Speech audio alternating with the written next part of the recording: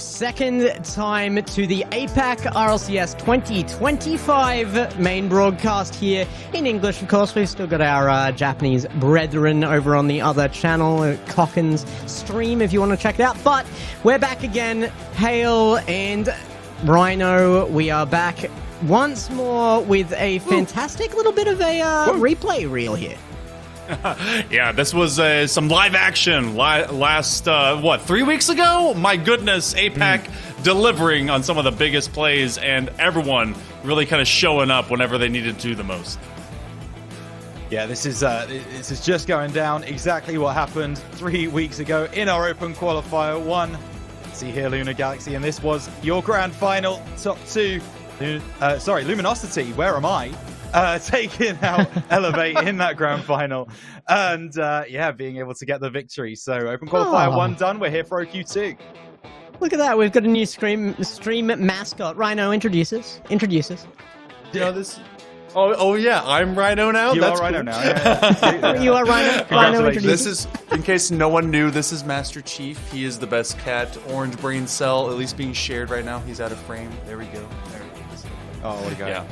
Look, it's early. It's pre-4 a.m. on the East Coast, United States, so had to be shared with everyone out there. But gang, we get to see some RLCS APAC today. It's been a pretty bonkers few weeks. Well, we welcome everybody back in again to APAC. It is still the Birmingham Major, Open number 2 here for APAC, and we are going to be taking a look around the world as well. But first off, let's take a look at the week's schedule for RLCS as well. It's definitely a lot happening everywhere, and we are not the only ones running, but this week, there's so much to do here, man. So much. We're just opening up. Yeah, and of course, as we go through our overall major, we got the Birmingham Major right smack dab in the middle of it with Open number 2. Open number 3 will be in a few weeks thereafter, and then some 1v1s kick up, and then, you know, you get that transfer window, and I know that everyone's kind of excited that next major actually just got released, and I've already got my tickets for Raleigh, so I don't know if I'm going to be seeing you guys East Coast. Rhino, are you traveling this way, man? I won't be going out to Raleigh, but I will be going to Birmingham. There's no doubt about that. I will be there on March 28th. Very, very excited. And I will, of course, be cheering on the APAC representative, whoever that ends up being. But it should be two fantastic events, two fantastic moments to show the world exactly what APAC has been cooking up. I'd certainly love to join you there. We'll see how generous GK is. You heard me, GK. Well, it is the entire world competing for those major spots, though. So let's take a look at what's been happening here, and of course our own schedule, Saturday and Sunday here as we open up. There it is on your screen now as this number 2, our Open, begins. Yeah, and a whole lot of nothing. So, you know, if it felt like your week was empty, well, guess what? The weekend is here. So, we've got obviously February kicking off. We're already in the second month of the year. If it's felt like forever, or if it's felt like it's blitzing by, well, it's going pretty darn quick. And so now that we get to actually see our top 8, they went through GSLs, they went through the Swiss stages, and a lot of survival that's been happening, but not just here, but pretty much around the planet, as we are going to go continent by continent, showing off some more RLCS talent. And I believe that it is my home region that we're going to be having a look at first. We got some. We get to pick you apart first. Yeah, absolutely. Yes. Yeah, that's perfectly fine. I'm perfectly okay with that. Open Qualifier 1 in Europe was not without its drama, but it was very, very entertaining, and I think we can see the bracket very shortly. But I mean, it was the blue wall of Carmine Corp being able to take down everybody in the region, and who could possibly have predicted that? I know a lot of people thought that Vitality were going to come through, but at the end of the day, it was KC to make it work 4-0 in that grand final. That is, I remember watching that game and just thinking, this is the team to beat this season. It is Carmine Corp Cool. Yeah, that's how I've always pronounced it as well. Carmine Crop coming up on top of EU. Absolutely amazing stuff there from them. And they did absolutely show off as well. You cannot doubt the talent of KC. They've come out in as a regional lead there for EU right now, I believe. Yeah, they you know what, that crop planting seeds of doubt that anyone would be able to catch up to them going into that. Of course, I feel like there's been a lot of love as of recent too for Ninjas in Pajamas. Love what we got to see with Itachi and Nas and Oski being able to team up into it. Other side of things, EU showing their powerhouse, but we'll also be going over into the MENA region as there was some movement from out of EU and into Middle East and North Africa, with Twisted Minds trying to form some brain wrinkles over there. We're just trying to get our fingers in as many pies as possible here in Europe. Right. We want as many teams representing us around the world as possible, but Twisted Minds falling short at the final hurdle. Of course, it's Team Falcons again in MENA. Disgusting. The EU masterclass, really, it has been.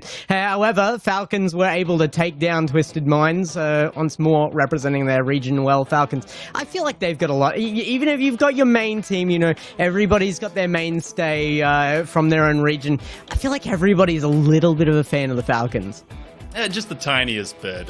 You know what? It took me a while to kind of get into that mindset, but seeing Kalir's and the way that he's been playing so just consistently, I mean, in TRK, I mean, that team continues to dominate where they do, and they do so not just in their region, but also at an international level. But we're also going to your region. I'm going to swing it back to you. We've got some Chiefs. We've got some wildcard. What's up?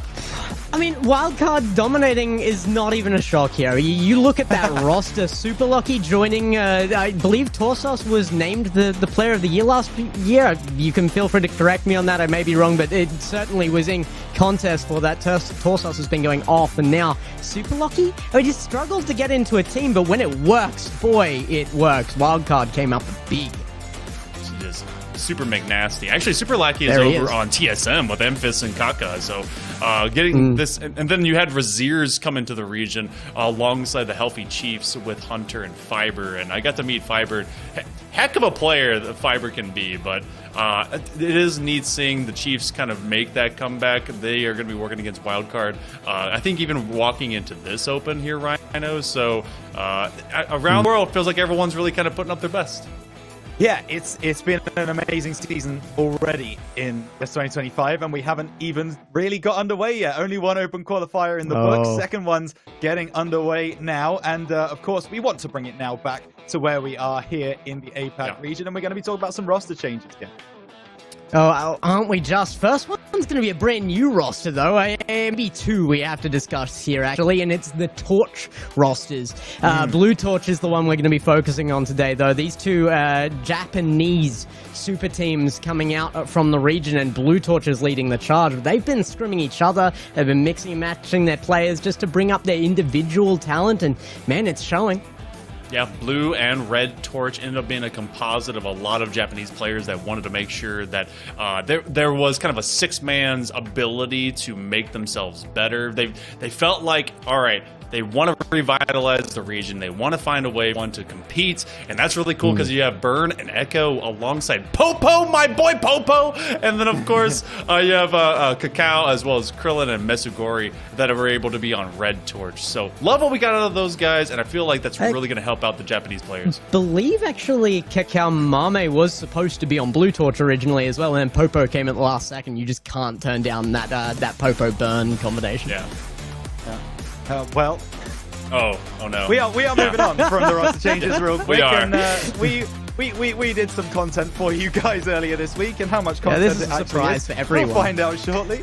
But we have got a double elimination bracket. Myself, Gex, and Hale all took to the field earlier this week, with myself and Gex being the initial matchup in that round one. Hale got a bye. I don't know how he wangled that, but either way, let's take a look at the highlights from the show match between myself and Gex. I'm so scared. So scared. Exactly. No, he's missed it. Oh. I absolutely everything I wanted it to be. Yeah. Wanted it to be. Oh no! Big fakes. Big fakes. I promise I'm finishing that. Hey, Yeah. That's how we wanted goal 1 to go in, actually. Yeah, absolutely. Yeah. Absolutely, yeah. You know what? felt the pressure. Went for the fake. And Now look, yeah. we don't have a team in, but 1 knee represent. That's what we're at. Misty would be so proud. Ooh, nearly. Glad I went on that. Yeah, for real.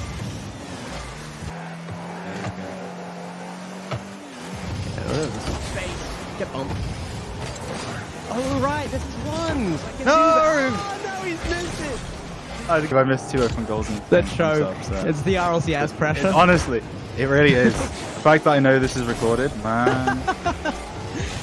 Oh, I thought you had that. Oh, that was close.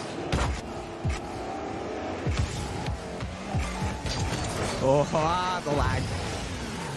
Thought I had you. Nice challenge. Blaming lag early, let's go. I don't want to talk about anything that's happening in this game. Oh no, right now. Rhino, no, Oh. buddy, no! Oh, the misread off the backboard it's happened again.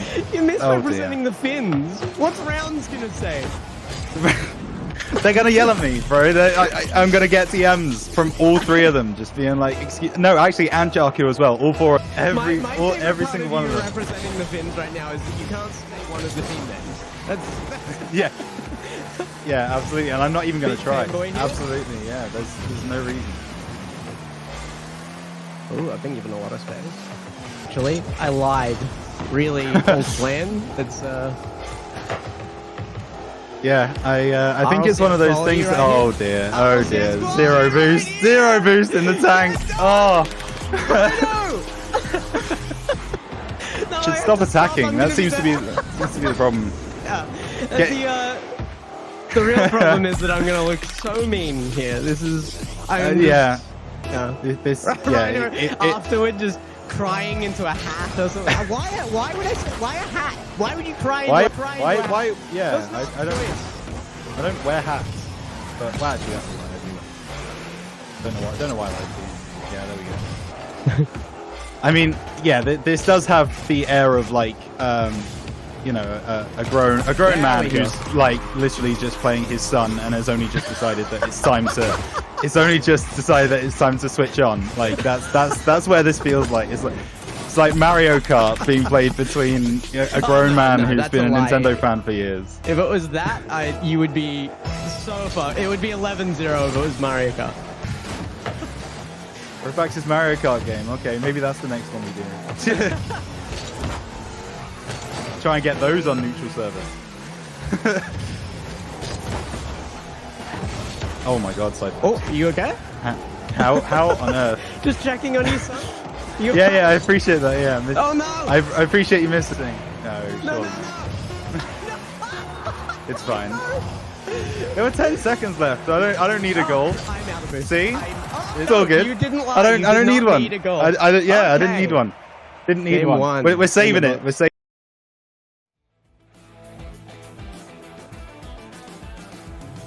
Man, the thing. No, I don't have the. Sorry, you've got to make the excuses. That's right. Sorry, Yeah, sorry, Ryan. yeah. I was gonna say, yeah. It's not down to you to try and make excuses for what just happened there. That was, yeah, that was all on me. It was a little bit of a battering, but hey, I mean, you know, we've got some content out of it. We got some. We got some. Double fun elim, you moments. get your second chance. Yeah, absolutely, true. absolutely. It's a double elimination bracket, so anything is possible. Anything is possible. Yeah, there's the Cinderella run that could happen. Maybe Yeah. you guys can check out even more of that because we do have some more of those matches coming up. But trust us when we say there's actually way better gameplay in between all of that I was forthcoming. going to say it was nice to represent the 1v1 RLCS for a change. It's Yeah, we're the precursor. We're the Yeah, flavor. You guys are. So you know, first 1v1 on RLCS live with you. But this is the real bracket. Coming at you live and loud today as we will be kicking off round number 1. We have 2 elimination matches in the lower side of the bracket and then 2 of the seeding matches that will go into the semi and the quarterfinals to figure out what in the world's going on. And Rhino, I mean, look how crazy some of these first round matches really are. Oh goodness, yeah. I mean, we thought OQ1 was full of drama and full of excitement. I mean, I see a Luminosity versus Elevate match in the top side. I see KINOTROPE versus Blue Torch, the battle of the Japanese super teams. That should be super fun. We've got some huge games coming up today, and they are all playing for that in front of you. All of the RLCS points and all of that prize money as well. You can see that they've got a minimum of $900 already locked in. Which teams will be able to get more, we'll find out over the next 2 days. I mean, those points still so massive. Only second event here, but the determiner of this one in tomorrow, the grand final, it's going to mean a lot there. The 15 points is absolutely huge. But there's our upper bracket, there's our lower bracket, there's your top 8, and we've got a couple of new entrances. Jungle Juice has got to pay a little bit of respect there as well coming in. They brought in Nim with Tosis and Bacon and placed much better than their first event, and in fact, making it all the way to a top 8 run. Yeah, that's massive, especially. And so you also have 3 Rats that's trying to be able to come back and make maybe a deeper run. They didn't get into the top 4 conversation. We have the Shogun Samurai Showdown that's going to be happening on our second match, an all-Japanese matchup between KINOTROPE and Blue Torch that we had previewed just a little bit ago. And then, of course, some super stacked nonsense that, we get an early Elevate and Luminosity matchup, which will dictate who's higher, who's lower, and already those two in that top 2 conversation. If Luminosity does win this weekend, they're going to be pretty much mathematically really advantageous and maybe even guaranteed about going to that big major. But we've got a matchup around the corner here, Rhino. We sure do. It's the first match of the day, going to be getting kicked off very, very shortly. It's going to be 3 Rats versus Jungle Juices. And it's going to be myself and Hale taking you through that. So I think we're going to say goodbye to Gex for the moment. Thank you so much for the pre-show. It's been a pleasure, and we will bring this game to you. So, I mean, 3 Rats recently picked up by Locomotive Esports, and they are going to be playing against Jungle Juices. Hale, it's a really big game here. I mean, you kind of talk about 2 teams that really want to get through into that top 6, that feel like they probably deserve it, especially after 3 Rats run in OQ1. They're going to be really concerned, though, about this Jungle Juices side against them. Honestly, this is a this is going to be a fun group, though, because as you go with now Locomotive and now with 3 Rats, if we saw them before, they took down 0sec, now 90+7 in that previous quarterfinal after having to defeat Senza Esports, who is not represented here this time around. They did not make it through that Swiss. So with Balleries, LCT, and of course Croato, it felt like they were getting better and better and better every single game. But the big mention is bringing in Tossus, Bacon, and Nim now to really kind of sign things, maybe complete this squad. So Jungle Juicers in a very strong spot. But can they make it even stronger as they have to take on one of the region's at least most beloved and most favorite 3 Rat style group on the other side? Yeah, and there's a reason that they are so beloved. There is a reason that everybody enjoys watching this 3 Rat squad.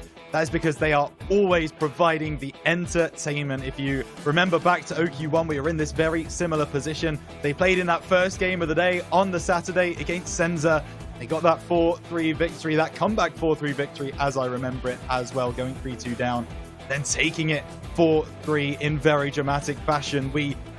I was going to say we don't expect this to go a similar way, but to be honest with you, the way that Jungle Juices have been playing through that GSL bracket, Hale, anything is possible, I think, in this game right here. Yeah, that's very true. And we have the possibility of nearly a full repeat of last weekend, because since 90+7, which was 0sec back then, same logo, different team name, if they happen to fall, depending on where that goes, against DEKUBOPDUMNEM, which I've now been able to perfect that name, then they would face them again in the exact same position, and they would have to take them down. Now, what was funny, we talked in the green room about this, 90+7 looks like a completely different squad. They beat Elevate at the end of that GSL upper bracket group to get themselves against Deku instead of having to crisscross between Elevate and Luminosity. So that whole bracket switcheroo could see us either in similar waters or just slightly different if Deku falls instead. Yeah, and again, you mentioned we were discussing it, certainly with Gex, was Elevate didn't even play badly in that game. Elevate was still pretty much like on form against 90+7, and it still wasn't enough in that best of 5. So maybe worrying sign for Elevate. We'll talk about them a lot later on. I don't doubt it. But yeah, 90+7, they are really looking to make some waves here in this in this open qualifier too.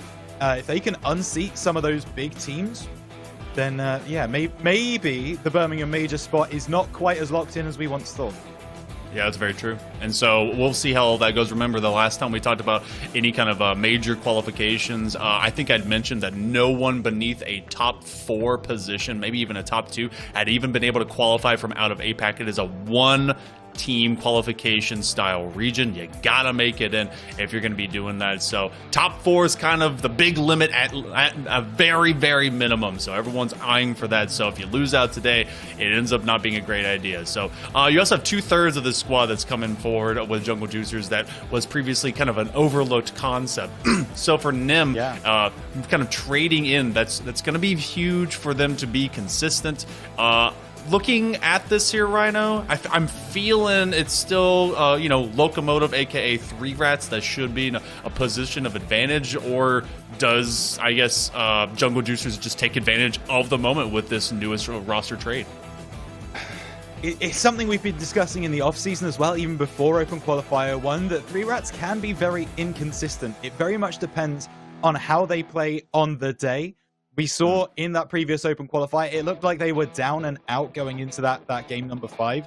And then suddenly they flicked a switch. Suddenly they found that, well, LCT switched on is what really happened. And then we saw that game turn around. So I think if 3 Rats do want to win this, I think it has to be a relatively long series. I don't see them starting especially quickly. I think Jungle Juicers will want to end it as quickly as possible and move on. If that does happen, I can see 3 Rats having the nous and the kind of experience to be able to.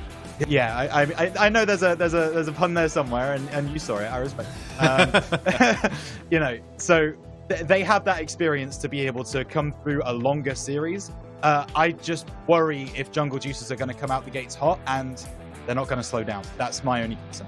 I agree with you completely when it comes to the way the LCT turned on. Felt like, and continues to feel like, that this team is anchored by LCT.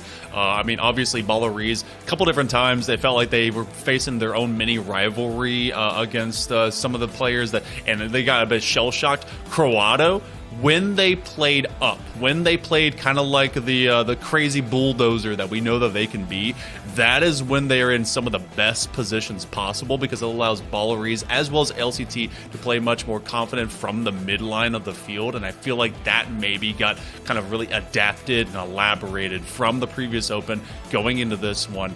And if there's going to be a way to shut that down, you gotta create some weakness against Corrado and Ballerese, and maybe force too much for LCT to have to take on, because that's when he starts saying, okay, maybe I need to do so much, but he's not one to break. There's a lot of great mental when it comes to this, when it comes to that fantastic APAC legend, if you will. So Locomotive has a great grouping that has to walk around them, and of course Jungle Juicers, I mean, they might as well take advantage of the moment, don't you think? Because it feels like a team that just like, you know what, we got top 8, you know, sky's kind of the limit, but let's just keep running it down and seeing if we can just kind of play for fun for this one.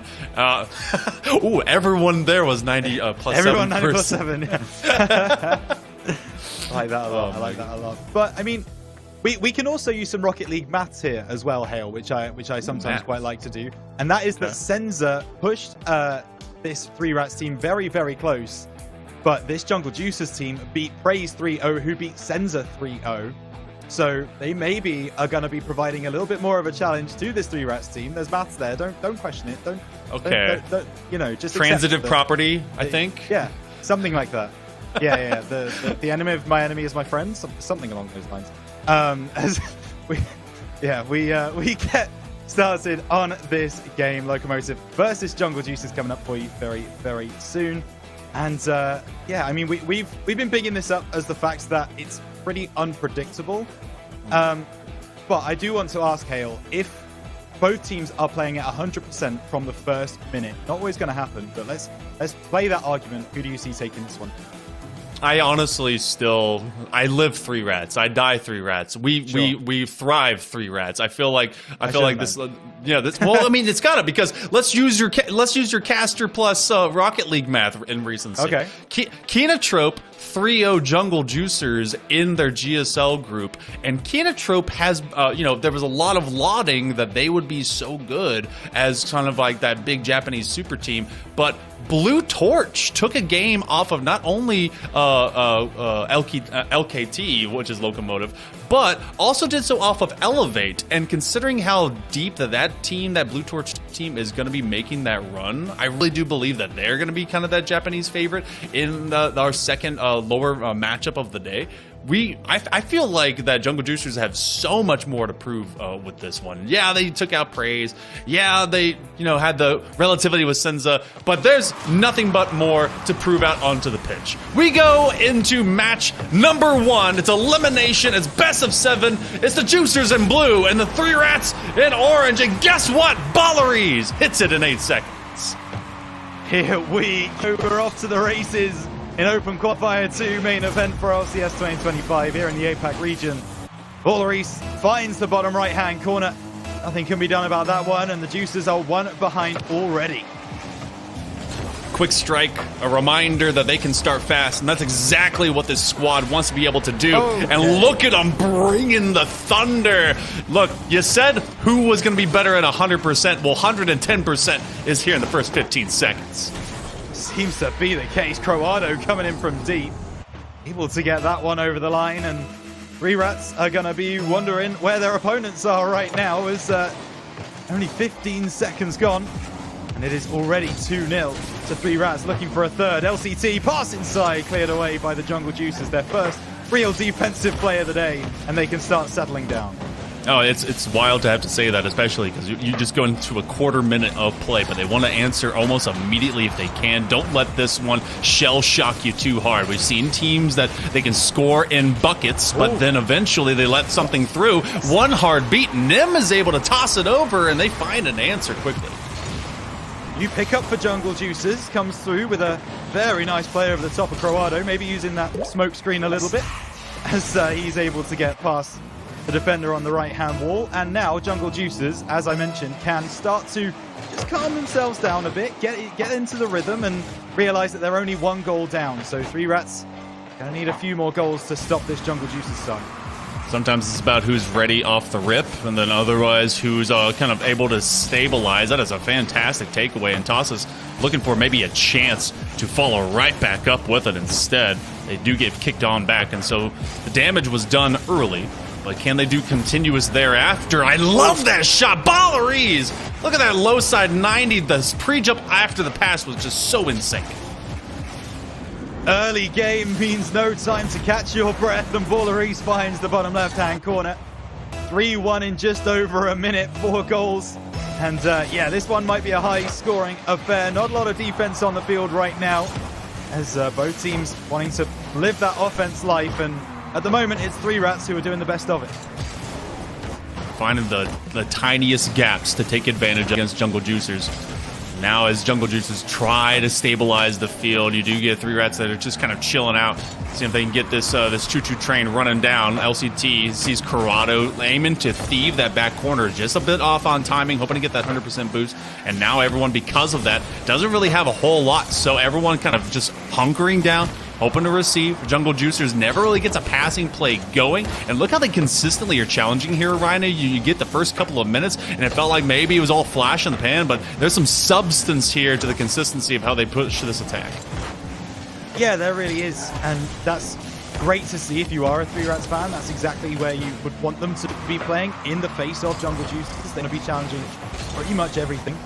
This is going to be Balleries down the left-hand side. It will be LCT, not a lot of boost, so tries to send this one up to Croado, who catches nicely the backboard, and Tossis able to send it away, gets a fake onto another one as he tries to go beyond. Balleries is able to read it and get the pass over to that left wall. Croado sends it long as Deacon tries to bring it back through. Balleries, big challenge early again, and that goes right back to your point, Hale. It's all about that midfield early challenge from the 3 rats right now.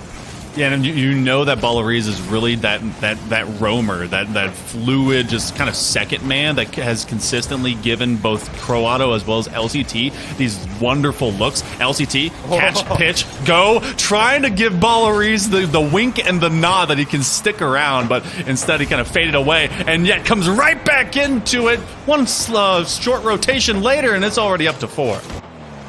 Another early challenge on that sidewall from Croato. Jungle Juice is going to be wondering what they have to do to get past the halfway line. Balariz comes through with his hat trick.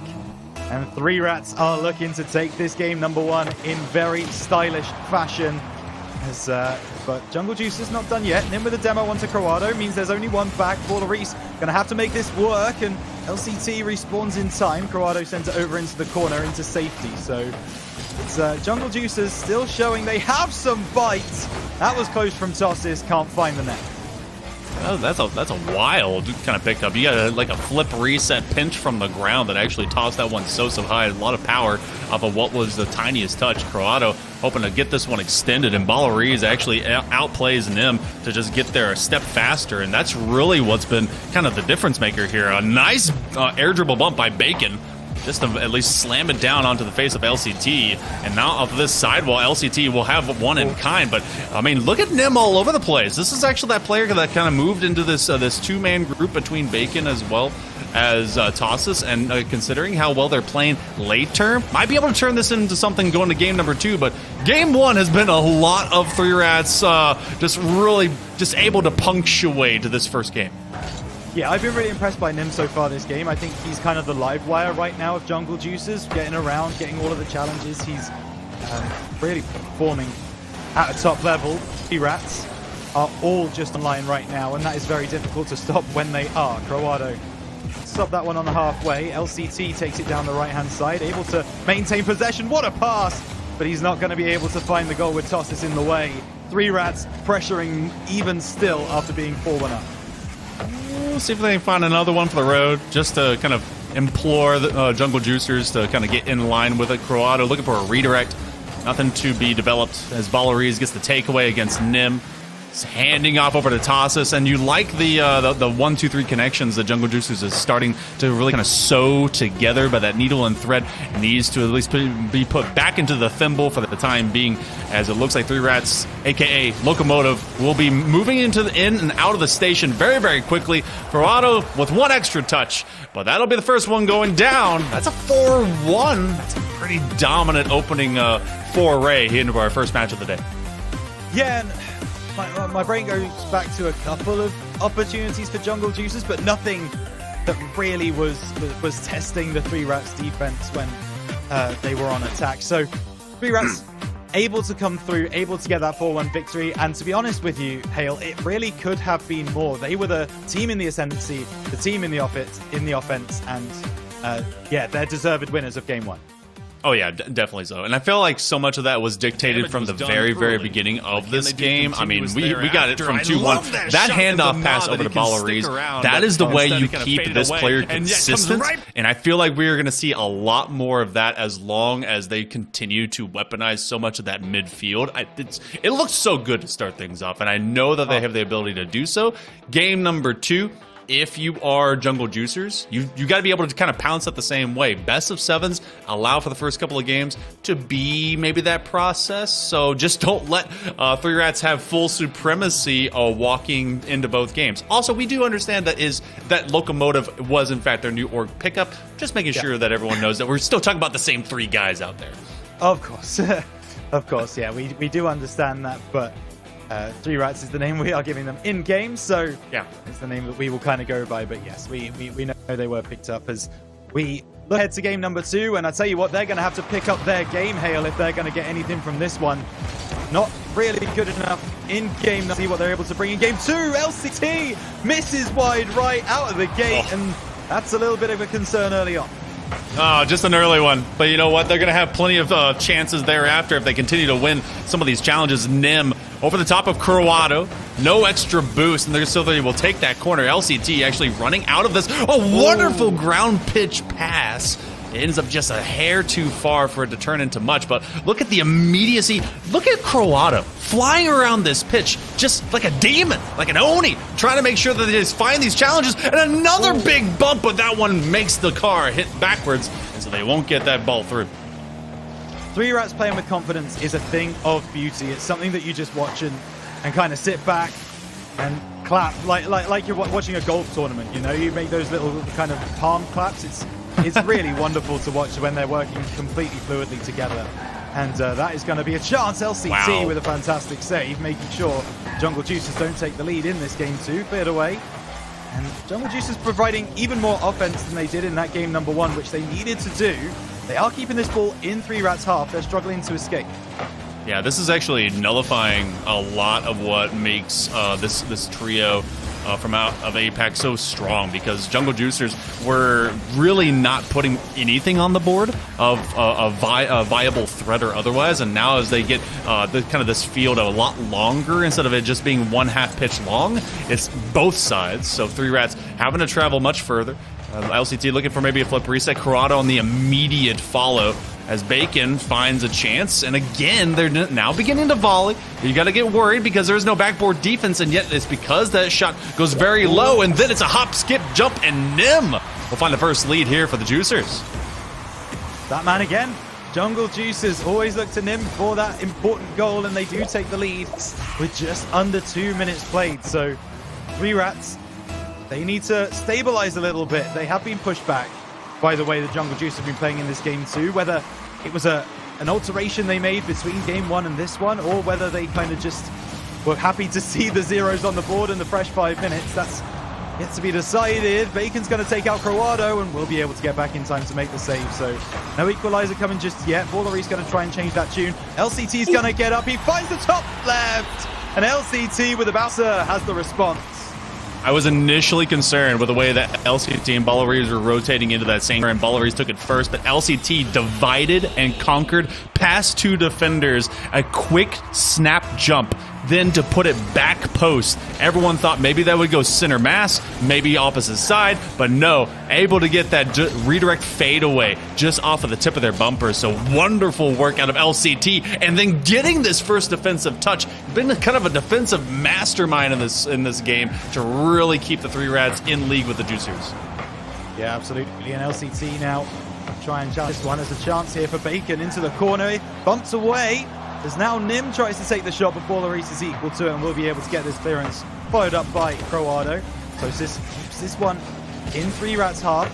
Pushed over the line by Croado, back in by Nim, who try and take this through, but it's cleared away by Balleries. And now down on the left-hand side. Tosis bringing this one back. LCT needs to take drastic action once again, as the other Three Rats teammates are actually down the other end of the field. It doesn't matter. They will be able to clear their lines, but a better look in this game too from Jungle Juicers, it has to be said. I appreciate being on LCT cam.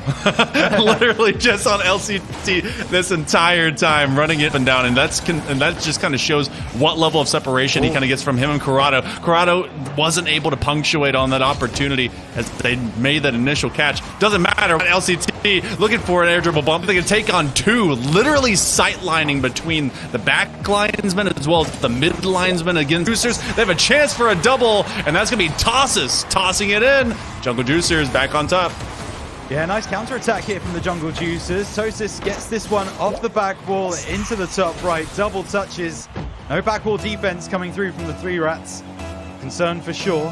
Has 1 minute 24 on the clock. You know Three Rats are going to want to win this one, but the Juicers, they're here to show that game 1 was a little bit of a fluke. It was a little bit of a warm-up game. Hang on a moment. Good save by Nim to keep Croado out. Three Rats will chase the leveler once more. And they at least bear down against Jungle Juicers. Or will this end up being an extra game? Looking for the double tap. Croado with a set up over to Balleries, but Balleries will have to bail. Aiming to steal that midfield boost if they could. Less than a minute to go.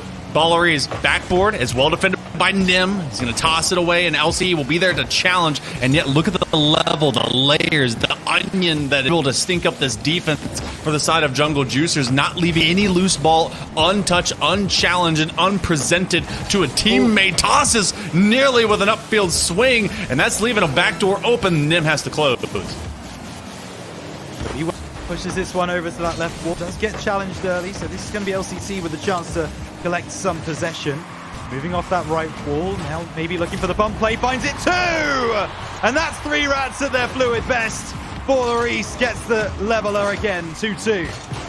LCT never in doubt, especially when he bodies through Tosses, and Balleries was tracking across the left side of the pitch the entire time. That's trust, that's guts, and that's looking for an opportunity. Jungle Juicers now in a precarious situation. It's still tied. Overtime could be an inevitability here, but it feels like the 3 Rats are catching fire, extra coal into the old train as the locomotive begins moving forward. That challenge will beam wide, and I feel like, yep, we're going overtime. First OT of the day, of many we hope, as Baller East challenging that one on the kickoff as Tosses will come through to get the waterfall. Either way by Croado. That's actually going to be Tosses blocking that one off for his teammate. He's not going to be too happy with that touch. This one comes off the sidewall. There's a chance. Cleared away. Back in by Croado. Baller East comes in from deep. He hits the crossbar. Chance for Croado. Tosses gets there first. And Jungle Juicers survive. That was a dangerous one. I was thinking that that was kind of the no-touch play. Someone just kind of leaving it behind, and that one might just fall through instead. Great, just kind of footwork. You have some fantastic dribbling out of Balleries. That's an open net. Do they have anyone to finish the job? Trying to get it over early. Nim with a wonderful effort to get that demo onto LCT. And then diving and dipping is Tosses trying to divide around this defense. Croado with another setup. Another open net. Oh, that one just a touch too soon. And the 3 Rats been chasing it a little too much. Have they put all of their money in the pot? Not yet. That one's going to be pushed away as 3 Rats survive once more. And this one's going to be LCT looking for the Beaver.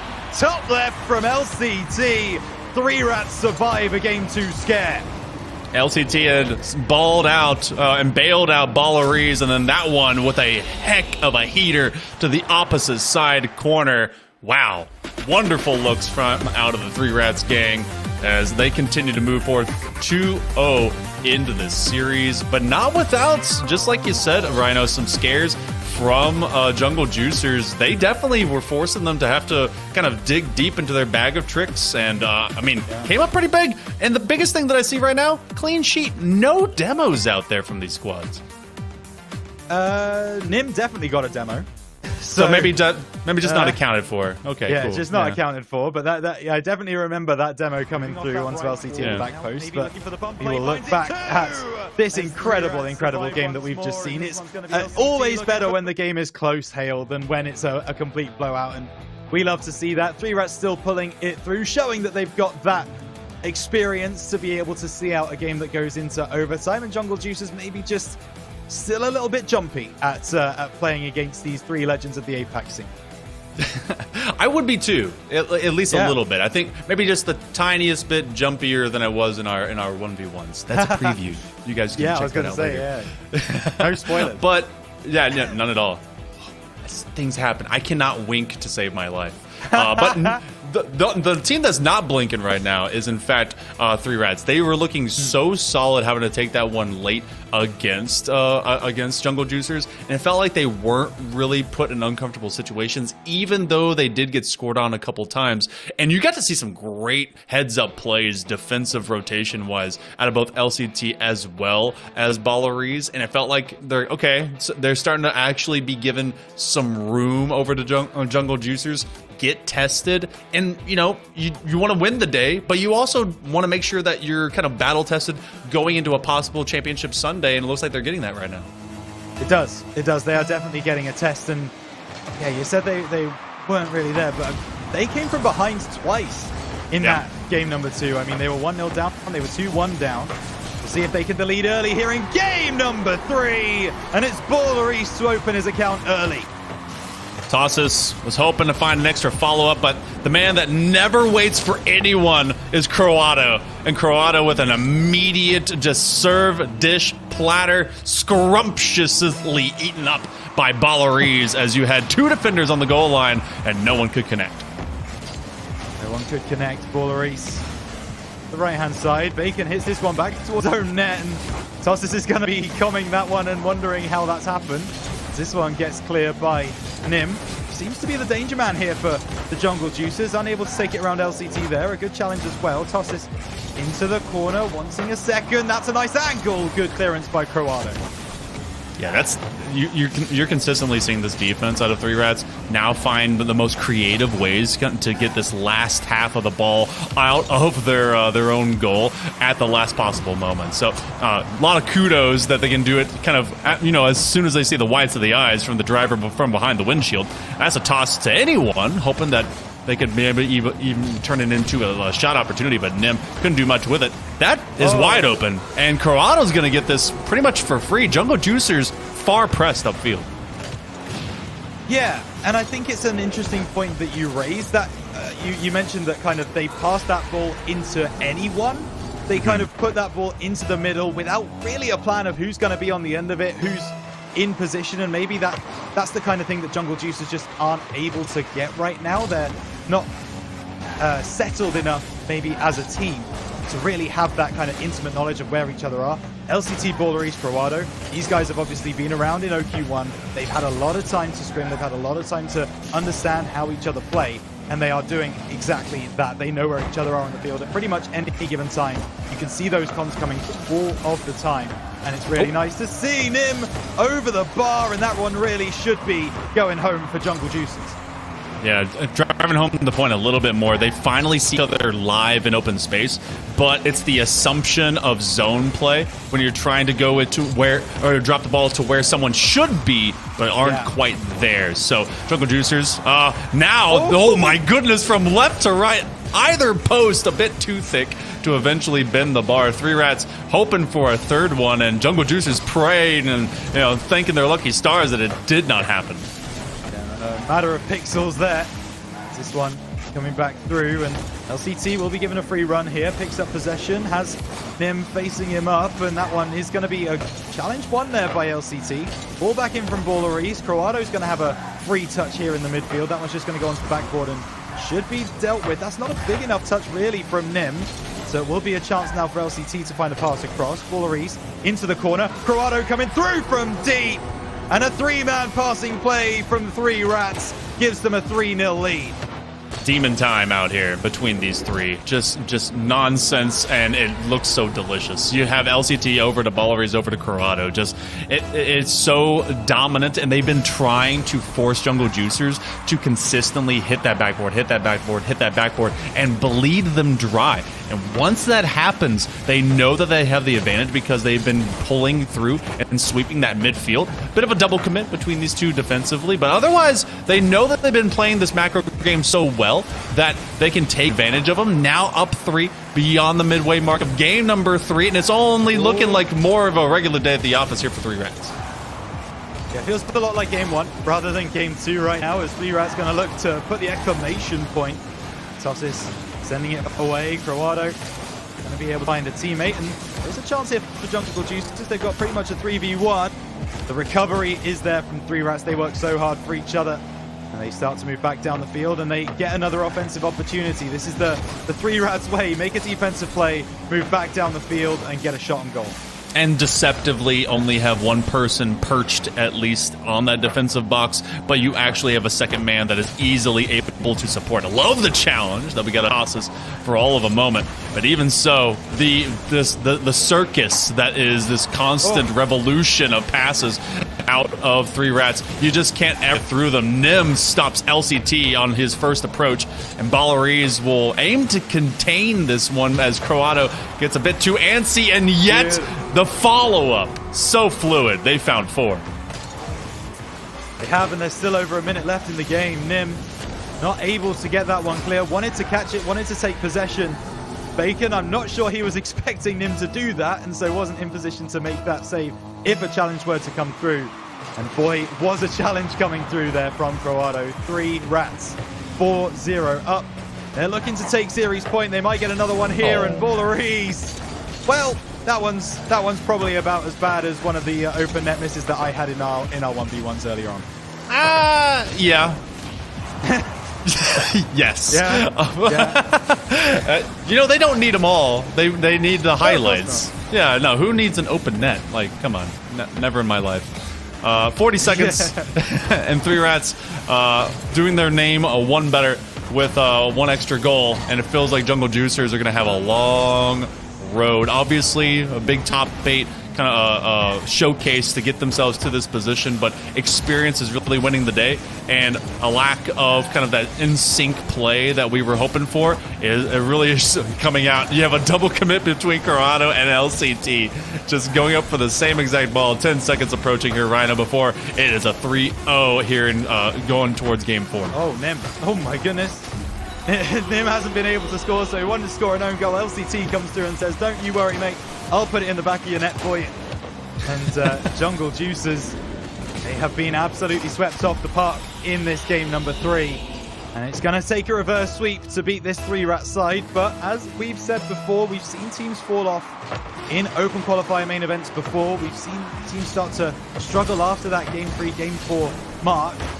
3-rats, I'm not sure they're going to be one of those teams. That ball will drop. 3-rats take it 5-0. And yeah, that is very, very scary for Jungle Juicers. They have a mountain to climb. All right, so not to expose anything too hard, but someone here, not to name names, but Rhino, went and said that 3-rats would actually win this 4-1. So, is this next game the one? Is that your expectation? Also, with 9 demos for Gerwin? Okay. Yeah, let's go, Gerwin. The 3-rats pick up, yeah. No one saw him coming. I think, unfortunately, actually, it was Gex who predicted 4-1. I said 4-2. Oh, you said 4-2. Oh, okay. Yeah, all right. Yeah. So I'm gonna need Jungle Juicers to get another two games for me, but not sure that's going to happen with the way that this game is shaken out. So, yeah, I think anyone would be hard-pressed not to predict a sweep at this point. The way that 3-rats are playing, the energy that they've come into this game with, it's completely unpredictable as far as the Jungle Juicers side go. They're trying to fight the ping, and right now they are losing that fight. Yeah, I mean, because you can only, do so much when it comes to fighting across the Ethernet cable. But the biggest difference that we're seeing from 3-rats is there is not a single bit of doubt. The way that they played in round number 1 against Senza in open number 1, it went all the way to game number 7. They fought hard. They had to have a dig deep moment, and it feels like they've taken every bit of adaptation that they had in that open and brought it clear as day, and welcoming this Jungle Juicers group, saying, you know what, you are a great stepping stone for us to get to Sunday. And they're going to have a hard pressed fight against whoever they have to face, be it 90+7 or DEKUBOPDUMNEM. Now, I'm also speaking a little bit soon because reverse sweeps are real. So, you know what, I need to actually calm down here, Rhino, because there is a chance. Nim has been great, Tosses has been consistent, and Bacon has been able to challenge that midfield, but it just wasn't present in games 1 and 3. So they've got to make me a believer of these next 3 games if it's going to happen. I think that's the thing. They have those individual pieces, but they just kind of have them scattered around on their table right now. They need to bring them together. They need them to all come together at the same time. And like a beautiful jigsaw puzzle. And if they're able to do that, if they're able to get this next game against 3-rats, that could make for a very interesting series. I get the feeling 3-rats are experienced enough to be able to know, we need to kill this game now, we need to kill it off, and I'm sure they're going to come out hot in this game number 4. This game goes longer than a minute, and neither team has scored, though. I would watch out for the Jungle Juicers comeback, because there's maybe a chance that if the 3-rats start getting inside their own head, there is room for Jungle Juicers to breathe. But we'll see if anything of that I've just said comes true. 5 fresh minutes on the clock. 3-rats going to get off to a very quick start and just completely disregard every piece of analysis that I ever give on this desk. It doesn't mean anything. 3-rats 1-0 up. Well, you know what? I do respect you bringing it forward, because if it did exist the way you said, it would have been like game number 2. And game 2 in that regard was very close, and it took an overtime for everything to kind of go forward. But a couple seconds in, you already got the exclamation point being added to the end of the paragraph, and 3 Rats are just trying to put their name at the top of this assignment because they're aiming for an A+. Yeah, I think if you now started talking about who they're going to be playing in the next round, I don't think it's too soon. Yeah. I don't think at this point there's any reason to stop those conversations. I think it's fair to say that 3 Rats, I mean, I did mention that I thought they had the experience to be able to kill this game off, and they were going to come out the gates hot. That part has come true. 2-0 early on. 3 Rats look indomitable right now against this Jungle Juice's side. LCT going to try and push forward for another one. Ball off the sidewall, looks for the pass, but Bullery's not too advanced to make that play. Yeah, at this point, it has been I think a 6-0, 7-0 drought from the previous game to now. So Jungle Juicers is just trying to find a way to score, and it takes a ricochet play. 3 Rats will get it, but look at the feed. LCT immediately over to Corrado, and look at the absolute blitz that came off this ball. That's such a powerful shot coming through. That pass is picture perfect.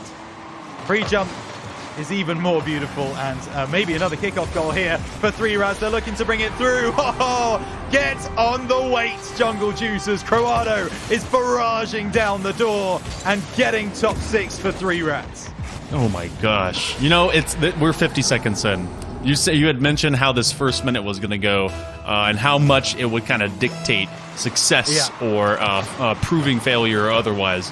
3 Rats 4-0. It's a pretty stark measurement of what our expectations could be. Now, again, if you've ever seen games like this before, scoring early and getting this kind of thing is fantastic. You have to maintain that lead, but it's often difficult unless you are 3 Rats. I want to see how they continue to be as the rest of this game continues on. Yeah, there's a saying in football that there is a moment where it's too early to score, where you kind of let your opponents back in. But yeah, I think if you were 4-0 up in a football game in 5 minutes, I don't think anyone's going to be complaining as this one comes forward from Bake. And Jungle Juice is fair play to them. They are still trying to aggress. They are still trying to get this back. They know this is their only chance to try and survive this OQ2. 3 Rats currently too strong for them, but a goal followed by another. Well, it's going to have to be another couple, realistically, isn't it, Hale, to make us anywhere near believers. But a double touch comes through. Not going to find it. LCT can come back down the field. Bullery's looking for the demo on the back lines, but it's well read by Nim to be able to prevent that play. And that's actually very that's very astute of him, considering the fact that he was being chased down by Corrado. Corrado has been bullying everyone. They've been going upfield, taking the corner boosts away from Jungle Juicers, and they've been going directly to delete players from the pitch. So if you're in the Big K's way, you're not going to have a good day. 3 Rats trying to set up for yet another would-be scoring possibility. Corrado pinning it against the backboard, maybe for a second time. Tossing it aside, praying they can do something more with it. But 3 Rats are just being given opportunity after opportunity, well earned, as they just pin Jungle Juicers to the wall. Yeah, I'd be interested to know how long this ball has stayed in Jungle Juice's territory. Bullery's, that is a ludicrous attempt there. If that had gone through, we would be probably jumping around our rooms right now, because that was pretty crazy. But either way, there might be a chance here. Oh, hits the post from Bullery, so close. Just needed to be a little bit further inside that upright, and there would be a 5th on the board for 3 Rats. Not that they need it though, Hale. They are still very much cruising through into top 6. Yeah, at this point, they did the damage in the first 50 seconds, and what a save by Bullery's, even fading away, maintaining their flip for one extra moment. And with less than 100 seconds to go, trying to chip away at every brick, and yet they just keep stacking them tall. That net might as well be just completely closed off, hoping they can turn it into a passing opportunity, but it's a solo play, and eventually the gutters are just completely filled. Nim rolls one through. Juicers get something. Yeah, I don't know. I feel like it would be against professional integrity to try and build a storyline at this particular moment about a potential comeback. But in 1 minute 23, 3 goals, it's not impossible. Just with the way that this game has gone, you would think it's very improbable. Good save coming there from Jungle Juices. Didn't look like it was on target anyway, but able to get up there and push that ball away. Krawado coming through, cleared away by Nim. Gets a good 50 as well. That one will drop midfield. Tossis sends it forwards. There's a chance here off the backboard. Flying through, and it's going to miss wide right. And that maybe was the only opportunity they had of making me a believer. I don't think it's going to happen now. Meaning they're trying to make one of y'all's predictions real, be it 4-1 or 4-2, but instead of in the series, it's in the game itself here, Rhino. Three Rats really just came out all guns blazing, trying to make sure that top 6 is not going to be at all in question. And a ton of love over to Jungle Juicers. They've continued to bring the fight, but this 4-0 is near about locked in. Less than a half minute remaining, as they've just been looking so fluid and so stalwart in the way that they just are taking down the Jungle Juicers. Yeah, it's been a very professional showing from Three Rats. They are very much looking like the better team right now. That passing play could be beautiful. Oh, Three Rats again, fluidity in motion. The pass across from Balleries. LCT knows he's in front of the ball, but he knows Krawado's right behind him, waiting for that shot from midfield. And that pass is just on the money every time. Three Rats 5-1, 6 seconds left. That's going to do it for game number 1 here in OQ2. Going to get the job done. They will be moving on into the quarterfinals to face off against the loser of 90+7 or DEKUBOPDUMNEM. Congratulations. Three Rats, Locomotive Esports, whichever one you want to call them. They continue to only be winners, at least from out of this first round. They do. I mean, yeah. 4-0 I do think is a little bit harsh against Jungle Juicers, especially given the way that they played in that game too. Took it to OT. Looks like they really could have brought that back, but in the end, it was Three Rats who were able to bring it through. And Three Rats are just trying to put their name from that previous at the top game. of this and the previous game to now. Insane. So Jungle Juicers the way that Three Rats were able to start this game number 4. They really kind of stopped Jungle Juicers in their tracks before they were even able to start to get going. In the first 50 seconds. Yes, when the majority of the offensive highlights are in the first 50 seconds, I think we've made a point. And then the rest thereafter was a bowler and some defense. That's the way the Three Rats needs to be, especially because they're going to be taking on some even more stout play going forward. They will get either 7 or DEKUBOPDUMNEM into their next matchup, and then if they have to or are able to move through that, be it a Reaper or otherwise, then they're going to get the winner of the upper quarterfinal of that one, be it Luminosity or Elevate. So the path is no more easier, but they made things easier here this Saturday. They did. They definitely took a step in the right direction, and I will say I do get the feeling that 90+7 might want some revenge on the Three Rats roster after what happened in that last qualifier, but they're going to have to try and get past DEKUBOPDUMNEM in the first place either way. But yeah, I mean, Locomotive, they move on. It's so impressive to see these 3 players really taking to the field and really kind of putting the hands on Jungle Juicers. They didn't really have much of a say outside of that game too, as we've said. So yeah, showing that they are the better team, showing that they are trying to defend the APAC region, and they're doing so with some serious style. Yeah, I feel like there was not a lack from any one player to go between any of them. We're going to see them adapt over the course of tomorrow because their time is done, at least for today. They get to move on to Championship Sunday into the quarterfinals. But for us right now, we're going to be taking a break. More of the APAC RLCS Birmingham Major Open number 2. We'll be back in just a moment.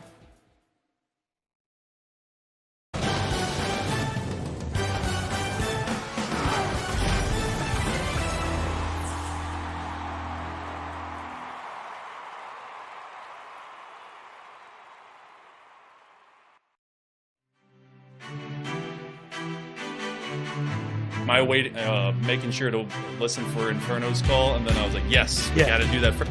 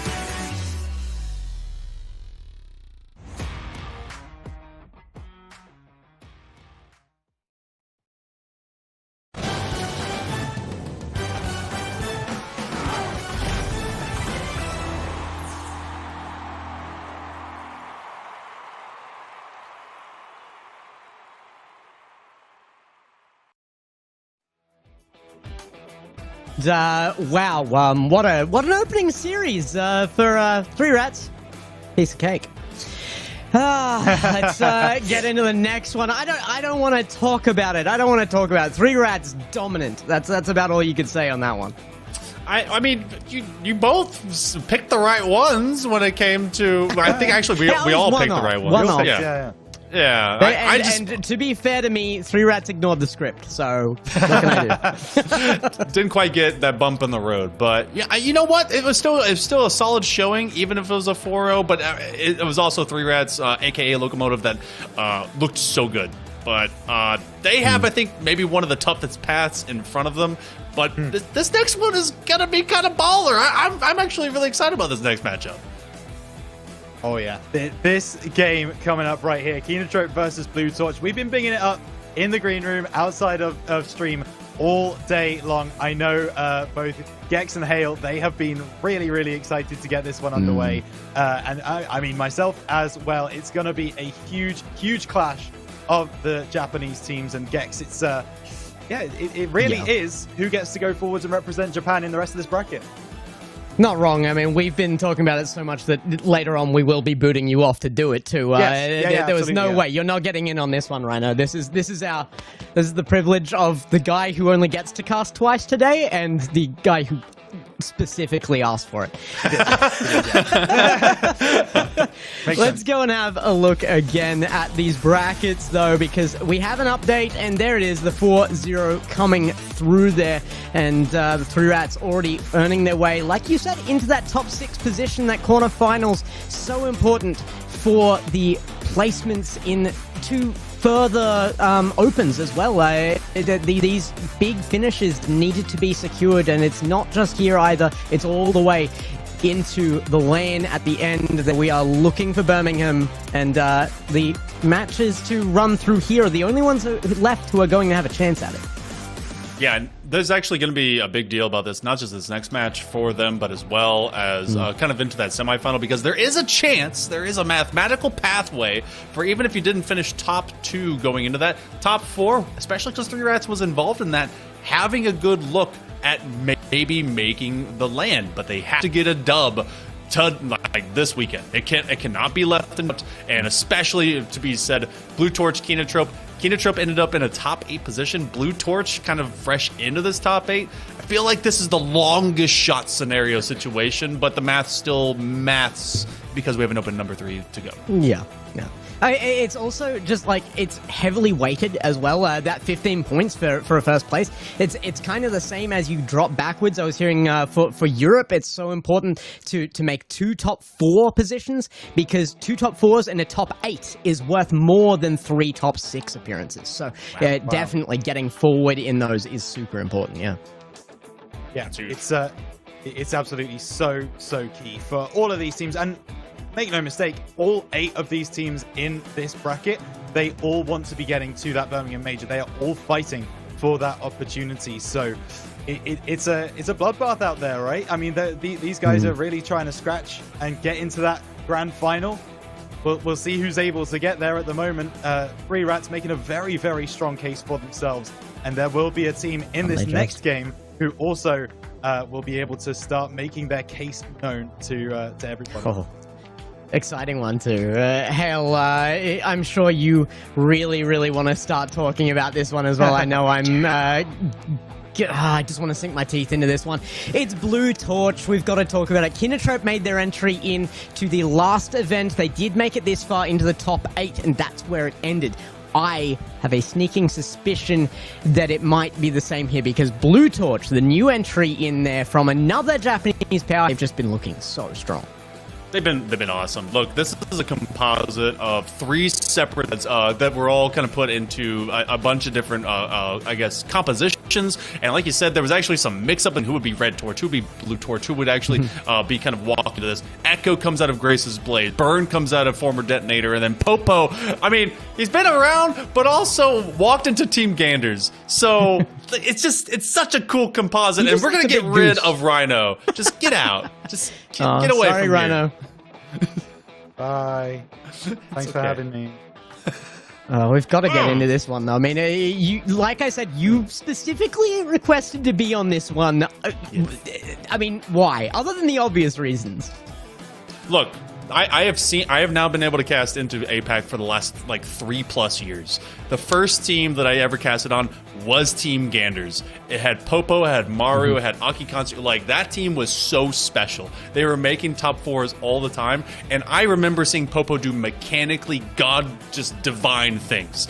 And to see now them walking into KINOTROPE, who I also got to have Lunatic when I saw him on Shirogane, and then realize in recency when he was over with Gladiators.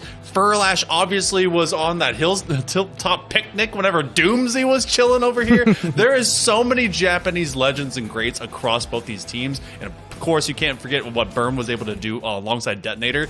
This is a matchup of epic proportions, walking into representation as well as just full-on competition, and I can't wait for the throwdown.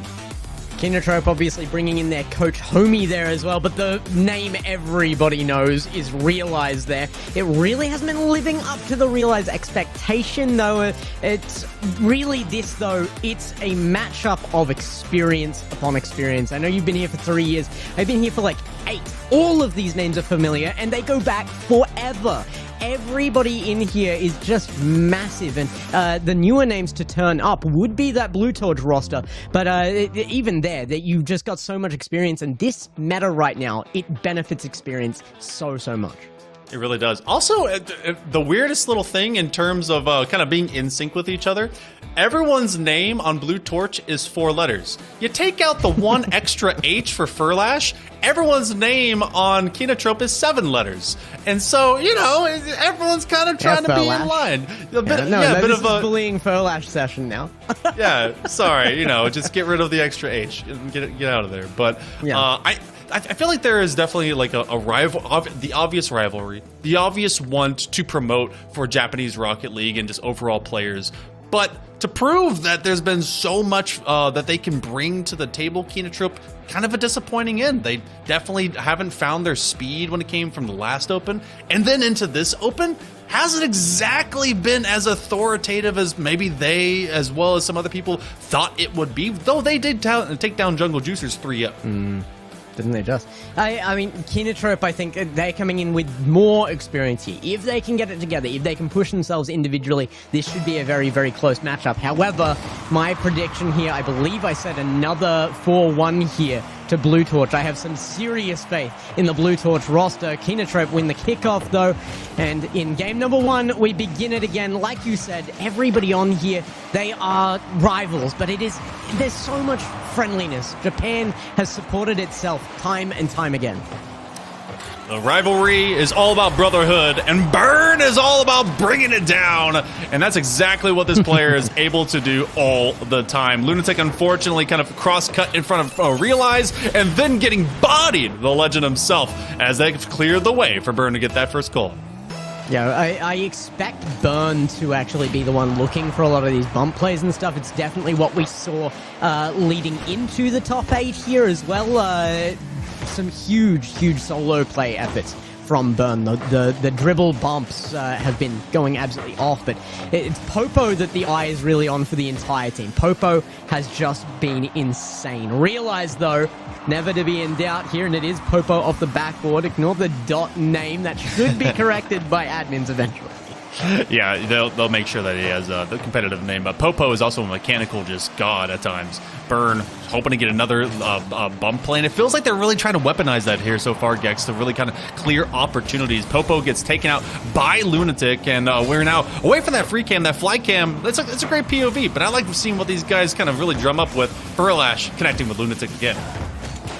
Lunatic out into the midfield, and it will be a challenge from Burn, met early by Realize to beat him out, and KINOTROPE still advancing on their opponent's net. There is back and forth here, but Blue Torch started off early, and now they have the ability to turn this into a defensive masterclass game, and these Japanese rosters, they thrive off their own defense.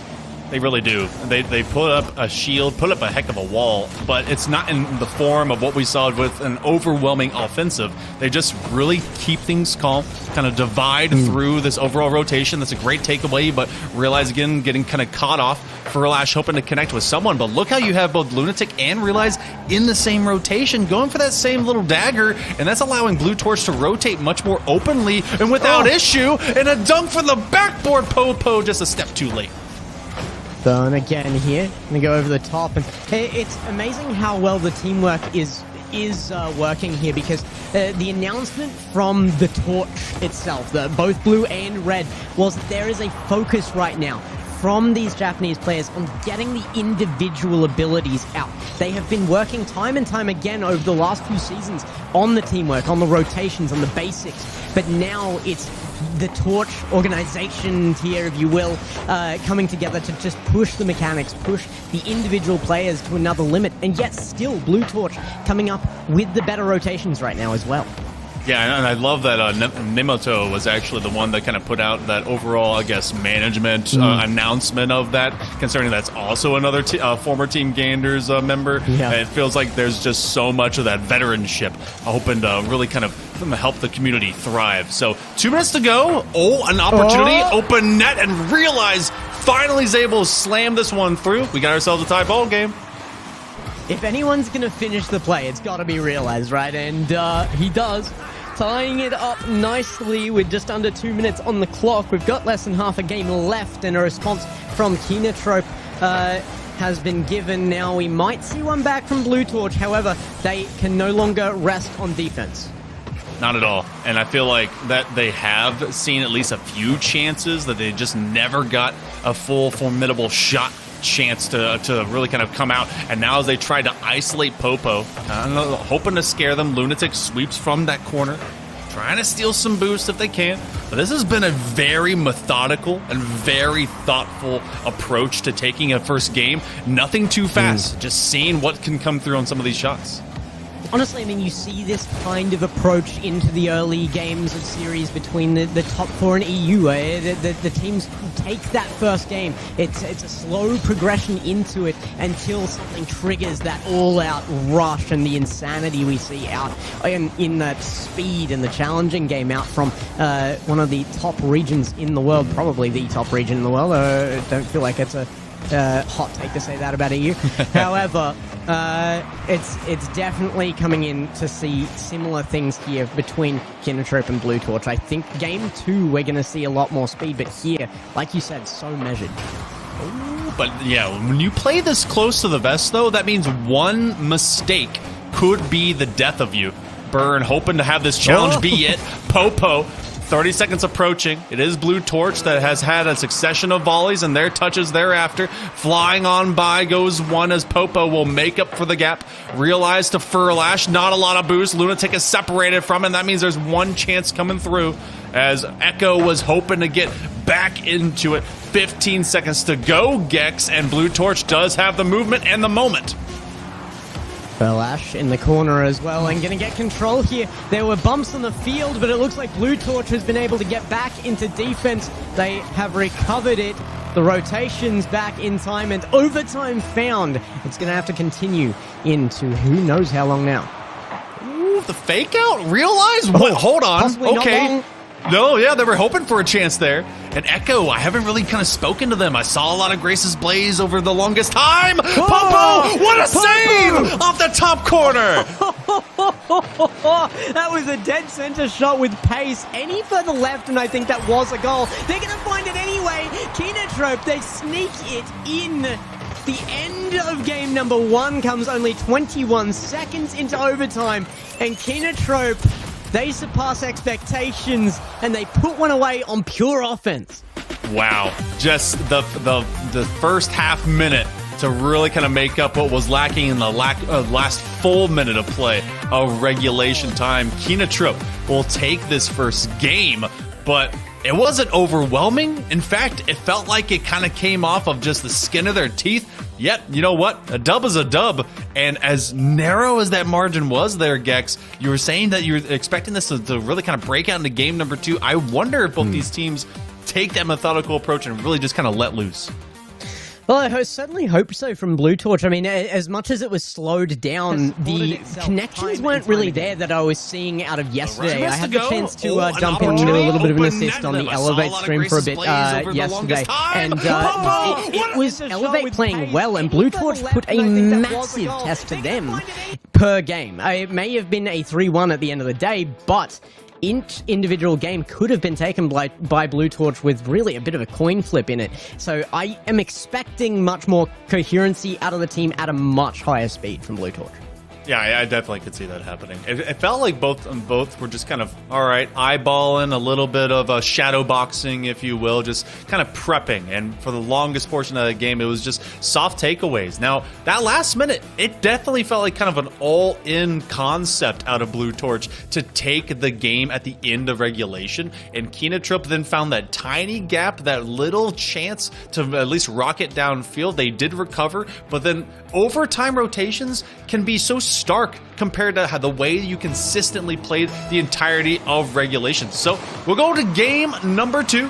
Blue Torch falling behind. KINOTROPE, they're going to try and run with some more momentum from off that OT. You know what really bothers me here? Blue Torch in orange. No, swap the team colors. Come on, that's not fair. Red Torch can have the orange side when it's their turn. Blue Torch again. Oh, what a conversion upfield. The counterattack so quick. Sometimes you just got to hit those as hard as you can and see if that you've found the gap. And guess what? Lunatic is not one to be lacking. 81 miles an hour.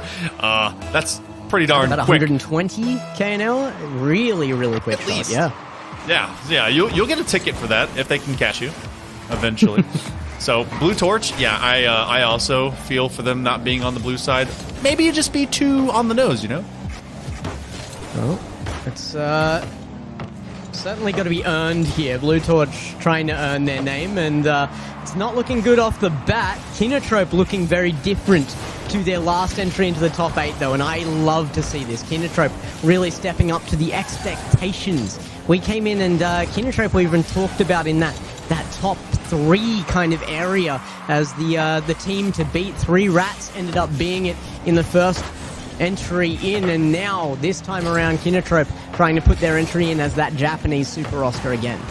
Yeah, I feel like everyone kind of puts together some of their greats, and definitely KINOTROPE, at the way that this roster has been kind of finagled together, definitely fits with that concept. Yeah. Oh, what a redirect, and what a save by Bird. Lunatic is on fire at this moment.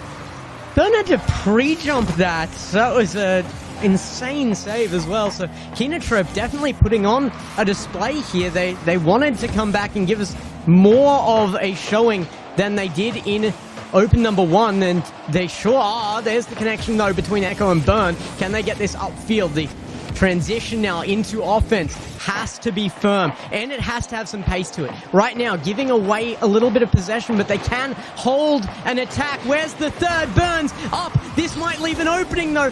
Popo late back, and Furlash, he's going to get another one. KINOTROPE up by 2. You're asking for that third, and sometimes if that third man just simply isn't at the top of that box ready to multiply from the extra efforts that were put up to make that pass possible, you've got to bail. You've got to go back over the midfield line and just simply stay defensively minded. Instead, they went all in. Popo was 2 car lengths too far from having a chance at defense, and so now Blue Torch buries themselves a couple times. And it's KINOTROPE that has found advantage where Blue Torch has really presented some gaps. Lunatic again taking a brilliant pass from Realize. It's these transitions, the counter-attack gameplay out from KINOTROPE is really a strong suit for them, and it's being allowed here by Blue Torch. I gotta say, I think Blue Torch still have just as much of a chance into this, but they're not playing their own gameplay here.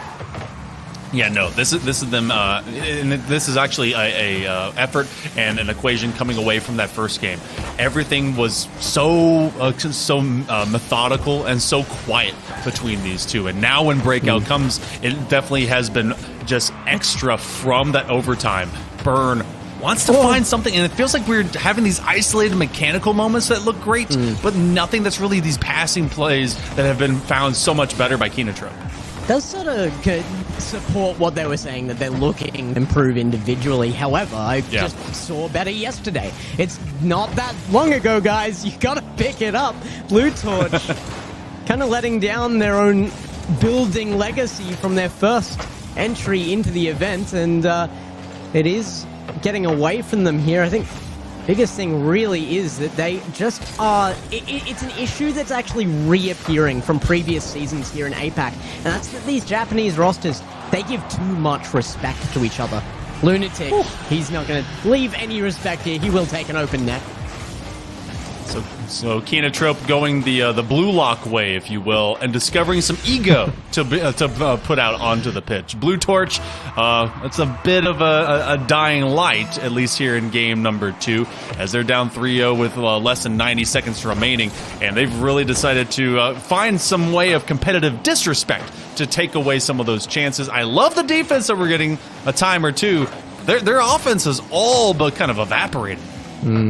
I mean, Blue Torch really has to be all offense from here on out. A minute left. I don't think it's doable to take the 3 goals against KINOTROPE. They are one of those big Japanese rosters. They have the defense behind them. We've seen that be of massive benefit in just being able to enable these counterattack plays. However, it does mean that Blue Torch are under an unbelievable amount of pressure to perform here. I'm already out from my prediction. I said 4-1 to Blue Torch. It's looking like it might be more the other way around at this rate. Oh, they're gonna have something. Okay, all right, something. Just something to finally get a moment. Popo finds a dunk versus Furlash. That one goes very favorably towards mid, and then you have Echo on the follow-up. I've also not seen the goal explosion, so shout out. That one looks pretty good. And this is doable with less than 40 seconds to go. Shout out to Max Formal from OCE, who constantly reminds me of that one time that I think it was Realize was able to bring his team to a 5-goal comeback in the last minutes of a game. Yeah. I don't see that coming out from Blue Torch. In fact, they might contribute to their own net. Well, if you can't beat them, join them. Burn. Heck of a pass. I've never seen that level of a dunk down. Not quite. It definitely... What would be the opposite of a psycho? A sane? No. That was the sane, yeah. That was no, there was nothing sane about that. No, a little crazy to think it would work out. Either way, I love the attempt. With less than 10 seconds to go, you get to shrug that one off. First couple of these will go by. KINOTROPE will be taking advantage, and Blue Torch will be looking for a new method to the madness, as seems that they're going to have to at least light up and maybe get some extra kerosene on this fire to get it back to red hot. And Blue Torch have a goal to work off now, at least. They need to really be pushing themselves into a better mental state. They just don't seem prepared to play with each other right now, and that is brutal. KINOTROPE are going to take advantage of that. They are an experienced team, like we said, but the experience should be there for their opponents as well, and I'm just not seeing it. The certainty that you expect out of players that have been in the game this long, it's just not there for Blue Torch right now. No, not none of this moment. And that's where you kind of need a reset. You had all 5 shots from Blue Torch come out of Echo. You had one of those that was a great 50-50 from off of Popo. But otherwise, it has not been a solid full team concept. KINOTROPE, from after that first game where they got it in overtime, have just been on a roll. 4-1. Obviously, one of those kind of a setup mistake, but KINOTROPE been looking KINOTROPE as Blue Torch. They've got to find some magic to finally I see where it came from as well. Blue Torch were just trying to push offense at that point. It was an attempt at a psycho that gave away that final goal, but it's just not that much to talk about after that last minute of gameplay opened up, because it was all or nothing for Blue Torch at that point. KINOTROPE already had it in the bag. They definitely did. And I feel like both these teams, they're not really putting this as kind of in the forefront yet, because this game and this series is very, very present for them right now. But they also have one of maybe the toughest pathways, because loser of the Luminosity Elevate game falls straight into the lap of whomever is able to win this series. So I want to see what ends up going forward. Blue Torch already getting lit up at their own goal line and realize just gonna take advantage. I think we missed 5 seconds of gameplay into this game number 2 and realize it's already in the opponent's net with the ball. Yeah, that's you know what, he learned some of that from playing with some big folks going from last season, and he's like, you know what, I'm just gonna be here. Burn is gonna do the same thing. All right, for the couple misses they had at that opposite side post, just take a lazy one right now. Burn with space is terrifying. I mean, especially when you bring him into what was essentially their 1v1 position. Burn is such an expert in the 1v1 field within this region. It is a field that is lacking a little bit compared to other regions as well. So having somebody with that ability to come in here and just show that dominance when given space, that's going to be a little bit scary. Burn now going to go under it, and maybe was looking for a bump there. He didn't have any boost to work with for a controlled play, so something was trying to be worked out there. Yeah, and that's also the at least second or third time I have very explicitly seen Burn going for one of those undercut touches to start things off with a possession. Obviously, if you try to force things with not a lot of boost, then you're really just not going to be finding the best, most optimal moment for yourself. That's been kind of terrifyingly consistent against Burn. Seeing if you can get this one to work for KINOTROPE. Realize going for a bump. Oh, what a save by Burn! Absolutely clutch defense there. Popo was just taken out of the play. Should have been the one to make that save there, but was removed. Popo now to the other end of the field and is doing the work. Realized challenged across. Popo can turn. No boost for Popo, though, means it has to be a pass off. Furlash now goes to the ceiling. 1-1. And finally, Blue Torch seem to have a bit of life in them. They're not giving too much respect here. I like to see that. Yeah, they're just letting it all hang loose. If there is going to be any kind of attitude to have, it's going to be here in game number 3. You can let the first couple of games go. That's fine. Now, start flashing the pan. Start showing some of the magic that really challenged some of the best in the region. Echo, they're going to drop this down, but no! What a save out by Furlash. It becomes a counterplay the other way. Echo's kind of been kind of that glue, the determined third man in a positive way for this team. And you don't get to see him with those kind of solo efforts much. Burn, though, a solo effort in net will keep that out off of onslaught of offense from KINOTROPE. Yeah, that was some insane focus, recognizing that the first touch was not going to go through, and then finding that little gap where the next shot definitely would be. So great reads, great shadowing right now by Blue Torch. That's going to come off the sidewall. Burn is able to dodge at least a would-be bump. You're going to let this go out of Realize, trying to get it beyond Lunatic, but the third man given a HD moment, seeing it all in real time in 4K as we go over the midway mark. Burn with a shot! Oh, what a hater! That is the bang you need to put yourself in contention here. They still have time left in this best of 7 to get things sorted, and it looks like they're starting to come into it as well. Blue Torch now up by 1, but it's done in such a good way. Fantastic way. You know what? You just got to continue to work with what you've got. What? Lunatic a step too soon. They didn't realize they had a lot of respect, but didn't consider that ball would actually make it beyond the post. So again, Blue Torch kind of letting these loose ball plays kind of get away from them. A shot opportunity. Whoa. That one Going to be. will find its way through, and that's just finding the gap when it was there. Nothing stopping this one. Little bit of a slow rotation back to defense, but Echo caught out there. Really should have been the blocker to that. I don't think there was going to be a clear upfield by any means, but certainly Popo shouldn't have been under the pressure to make a direct save on that, and gets left on the line with no ability to get to the ball. Now 2-2 on the board, and Popo will have to perform here, maybe without the assistance of the team. Great pass away. This has been some bumper car moments, trying to find that green shell and just kind of get through everyone as we got 140 on the clock. I love the extra funny flip there going from Popo as he got that one end over end. Realized does not have a lot in the boost tank. Doesn't matter. He's trying to just simply be a decoy. Furlash finds 2 as KINOTROPE will find their lead. Another challenge there. Realized with the fake there. Pulled Wow. Burn out of position. I mean, he had it covered from front. I mean, not ideal position, but that was all in front of him. As soon as Realized went under that, he just got pulled out of position. The opening was made, and oh, they nearly create one off the kickoff as well. KINOTROPE leading by 1, nearly find a second immediately.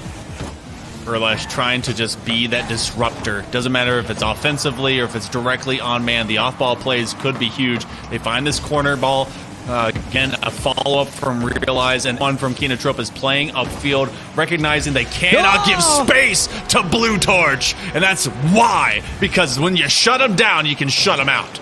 I mean, game number 1, you could put the blame on Blue Torch. Game number 2, there was the compensation there. Blue Torch was making changes. This time around, KINOTROPE's the only one to talk about. KINOTROPE is just dominating off of being an insanely good team right now. This is not being made off of mistakes. This is being made off of KINOTROPE playing a way I have not seen this season yet. And this is the way they must continue to thrive and live going through the next several series if they aim to really have a Cinderella story. But that's left for people that need to find their shoes, and they have been running downhill regardless. Blue Torch now down a couple, 40 seconds remaining, and if they let this one happen, they're going to have to reverse sweep. Furlash threatens, and all of Blue Torch must retreat. It just doesn't matter whether that's in or not. The possession is there for KINOTROPE. It will change hands eventually, but the amount of time they're spending in front of their opponent's net has got to be terrifying to Blue Torch right now, especially when they're scoring him. Realize puts it up by 2, and I think that might be the nail in the coffin. Sorry, 3 there, as KINOTROPE just go up and up and up. That's the bucket of water on top of the torch, and they keep trying to relight it while having no extra fuel left. And so with 22 seconds to go, Blue Torch, it was so close for a hot second, but then they were just stifled out. Love the feed. 1, 2, 3! Furlash with the finish. Jeez, look at the POV we get on this one. What do we call this? A counterattack. Once again, they meet up. It's a 3-man this time, and KINOTROPE is just functioning at a high level. This is looking excellent for the Japanese powerhouse. Wow. That's the kind of play that if you're KINOTROPE, you're going to be putting that onto your mantle and staring at it for a long, long time. 6-2, KINOTROPE. It was close until it wasn't, and they're going to be on match point working into game number 4 and just trying to go full-on Blues Angels in the sky right now, ready to shut this one down. KINOTROPE, I mean, game 3, handily again. It didn't look like we were going to see that at the beginning. There was the adjustment back. Blue Torch was starting to look good, but right now the torch is dimming. KINOTROPE up and looking good. Now, the biggest thing, though, that I got to give a lot of credit, it was 2-2. Burn was on 1. And the biggest thing that we get out of Torch as either red torch, blue torch, whichever Echo. torch, is that this team knows how to really kind of bring it up. But Echo, after we saw them be such a workhorse for the first couple of games, they end up fading out. That is not what you need, especially for a team that has to have all 3 players up all the time. Yeah, sub 100 game, particularly when you are at the kind of competitive level this is, when you're stuck on goal line, there should be at least a save in there to bring that number up. You should be stat farming, really, if you're stuck on net. But KINOTROPE, it was just continuously this transition from their own net to their opponents, and it was just relentless. Yeah, and this is also a way for them to learn that if this ends up being a 4-0 regardless, they can play counter, which is fantastic. Weather the pressure, take on some of that extra speed, but also you cannot rely on that, because if you were consistently only looking for a gap that your opponent is going to give you, then you're going to be hard pressed. And against some of the even better teams, they're not going to give you that for free. But I love seeing the flavor we're getting out of KINOTROPE. Blue Torch, though, looking 180 different from how they did in the GSLs and through that Swiss stage. Yep. Gotta find a way to survive, especially for this next 4, but it starts with game number 4. I mean, this is polar opposite of the KINOTROPE we saw in event number 1, Open 1. They really did fade away, especially from expectation. We really were looking for greatness out of this team, but finally, I feel like it's only taken them the one event to correct, and we see it. Unfortunately, I think dropping back into that top 8 position, the points they get out of that, it might already be too late. With the other teams competing for that top 4, top 2 position, you need some serious points to be a contender for the LAN right now. I mean, the biggest thing that stands in front of them is an opportunity. If they win through this, whomever they play next is going to be Luminosity or Elevate. If they could get that win, how huge that would be for standings. Regardless, though, we get to talk about that in a little bit. As we go game number 4, Blue Torch, they've got to find some light. KINOTROPE, I mean, we're talking about this like it's already won, but Blue Torch has shown they have the ability to adapt. They came up big in the first half of last game. If they can just hold some mental, bring it back, and then get on the demos. I want to see that speed and the rotations that we saw being so good from Blue Torch early in this series. Bring them into just being able to use those positions. Get out the demos, get out the aggression, and find the connections with each other.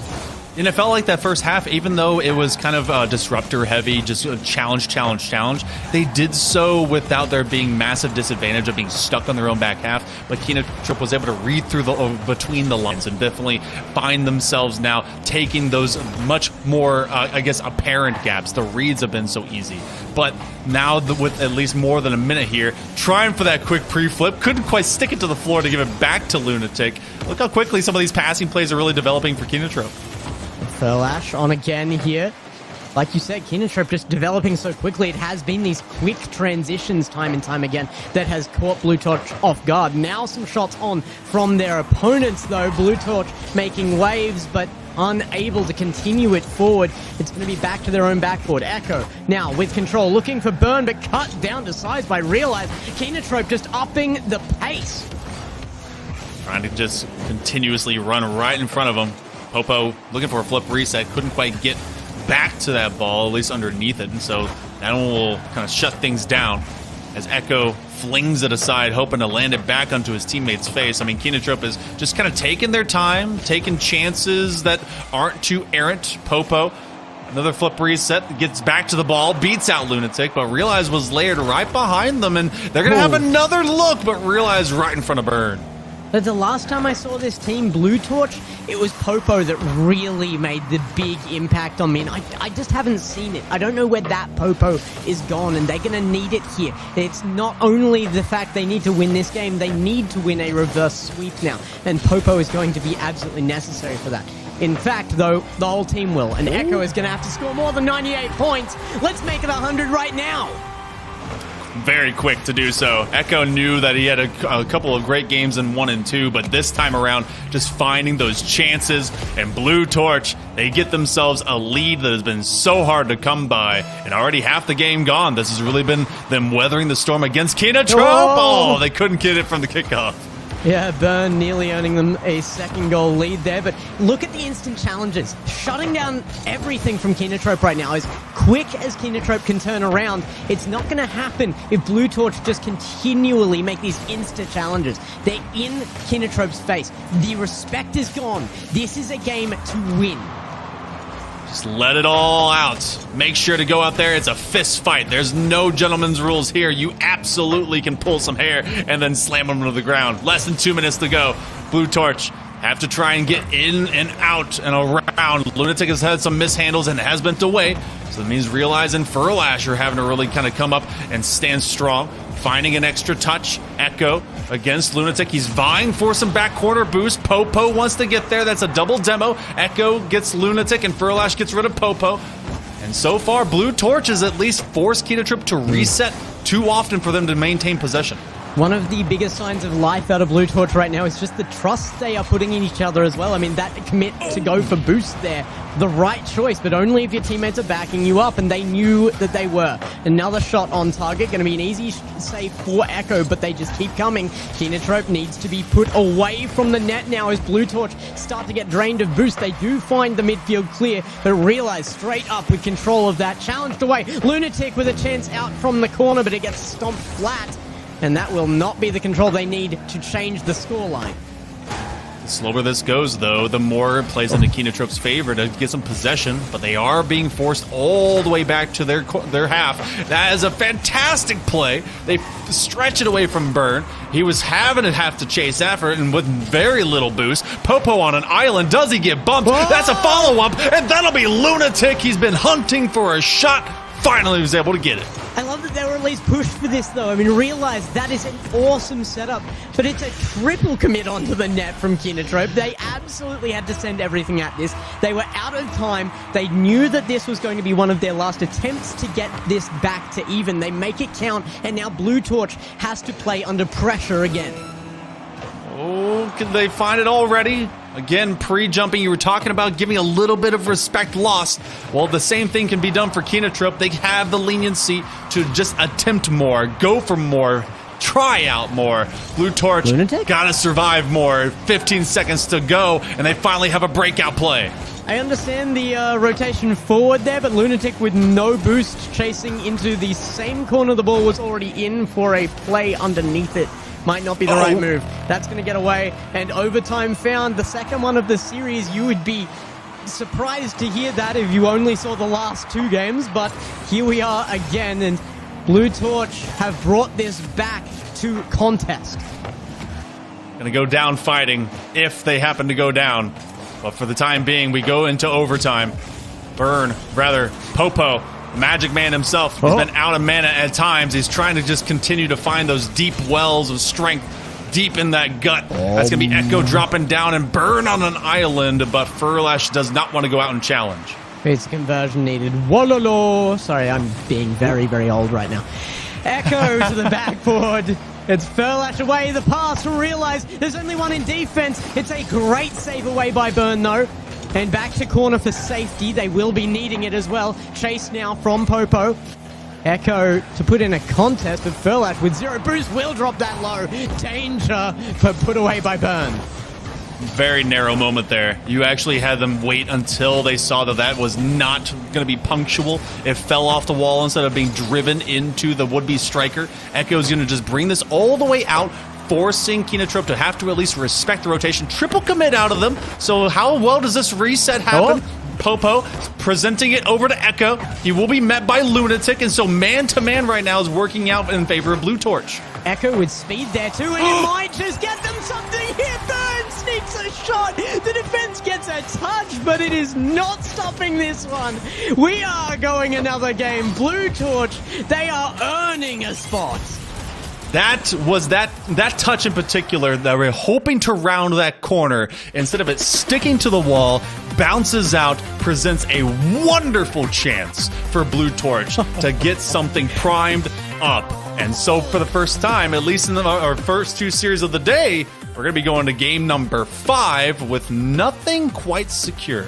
Hale, I don't want to look back at the last event But KINOTROPE was real close to winning this same series, not against this team, but same spot last time against Rounds. I mean, it was one game away to Rounds at the beginning, and then 3 back-to-back from KINOTROPE, only to still hand it away. This is going to take one extra game in a row from Blue Torch to that series, but we've seen this almost happen before, and it was only 2 weekends ago. Yeah, that's something that KINOTROPE has to find a mental anchor to not let really kind of weigh on them. We have talked about how some of the mental with this team has kind of, made them fade away at times. Definitely that, I guess, call it gentleman's reverse sweep, if you will, of that moment. That ended up happening. So if you're KINOTROPE, you let that one fall. You're like, okay, all right. There definitely is some fight, and you have a lot of respect for Blue Torch in the first place.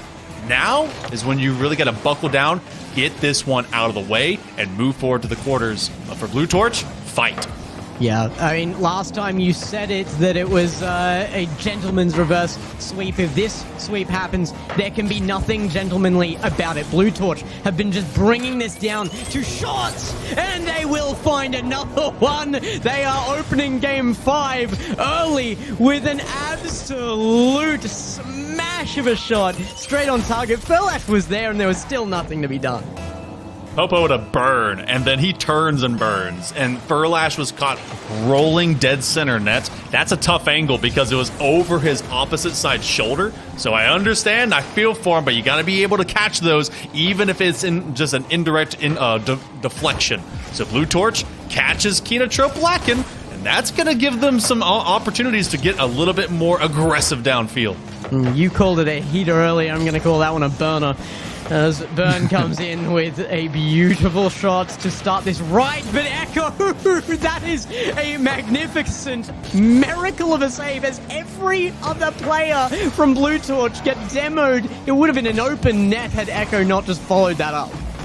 Well, we're in salty shallows, and so they've got their scuba gear going. I feel like someone brought an extra pail and shovel for what sand did settle at the bottom of this bay, but it's Echo that's really found themselves digging even deeper. Burn in a 1v1. Furlash, oh, he has to wait until the very last second. What a whip shot that could have been. Again, you see that expertise out of Burn here, the delay, trying to get that, like you said, the whiplash out of that shot to just make the shot count, but there is expertise coming in from Furlash as well. Like we said, so much of that just history in these teams, in these players, and Furlash shows it again as he scores the first for KINOTROPE.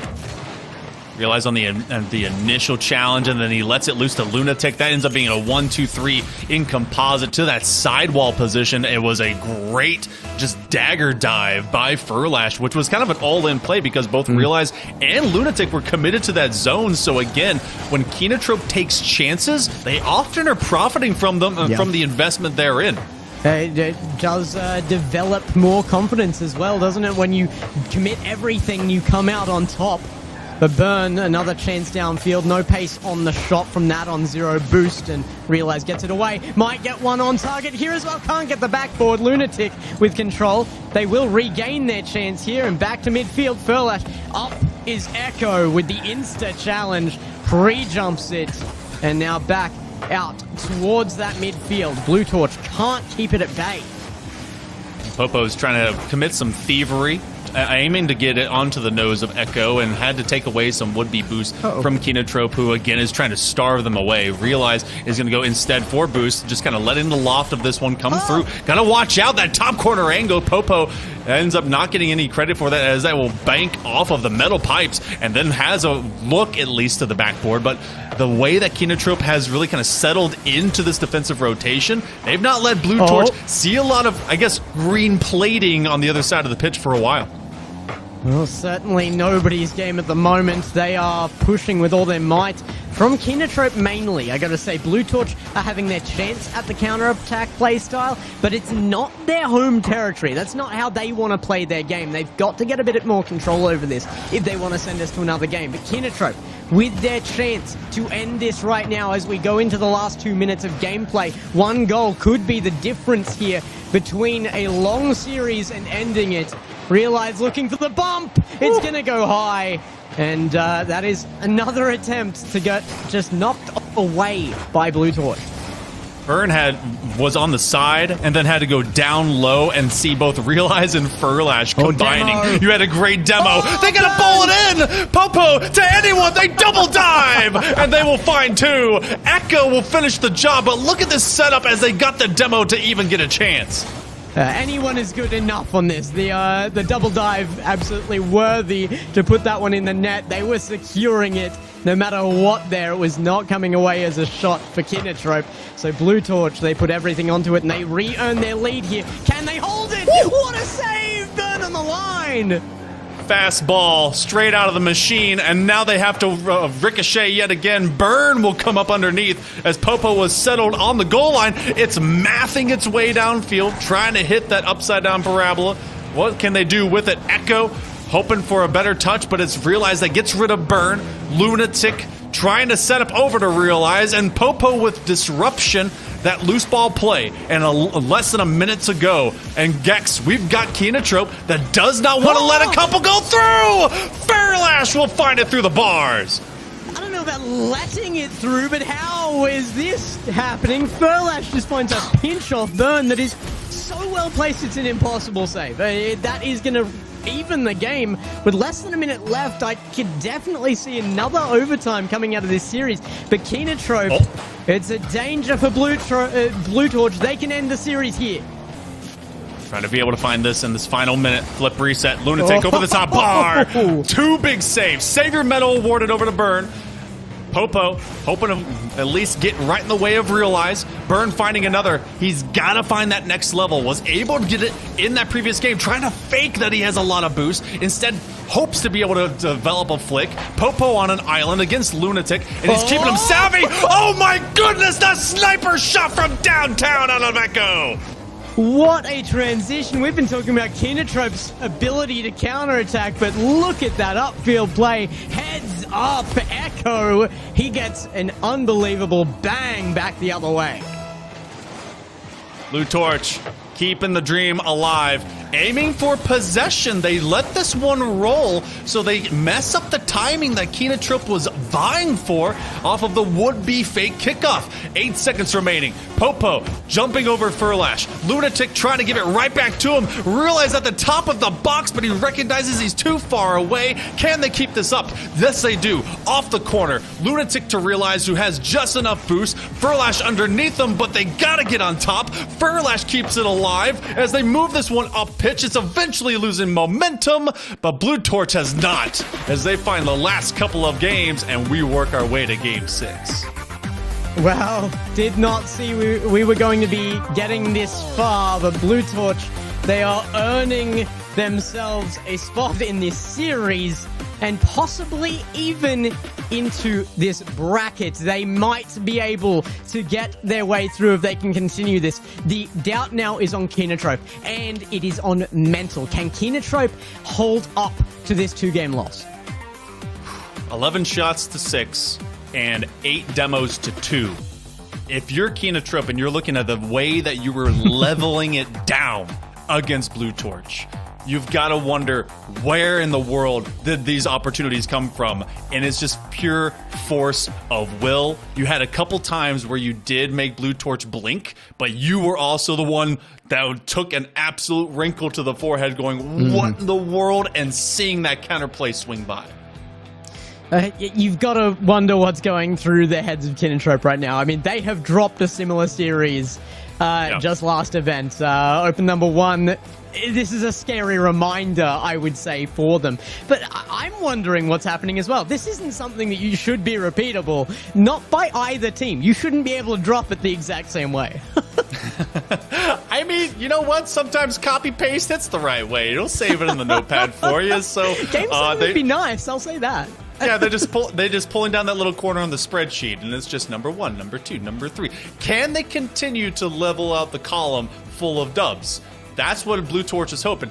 KINOTROPE, though, I mean, Gex, if it does not end here, the mental's washed. They are seeing shades of Christmas past and Open number 1's past coming through in just bright colors. They've got to cut down that contrast.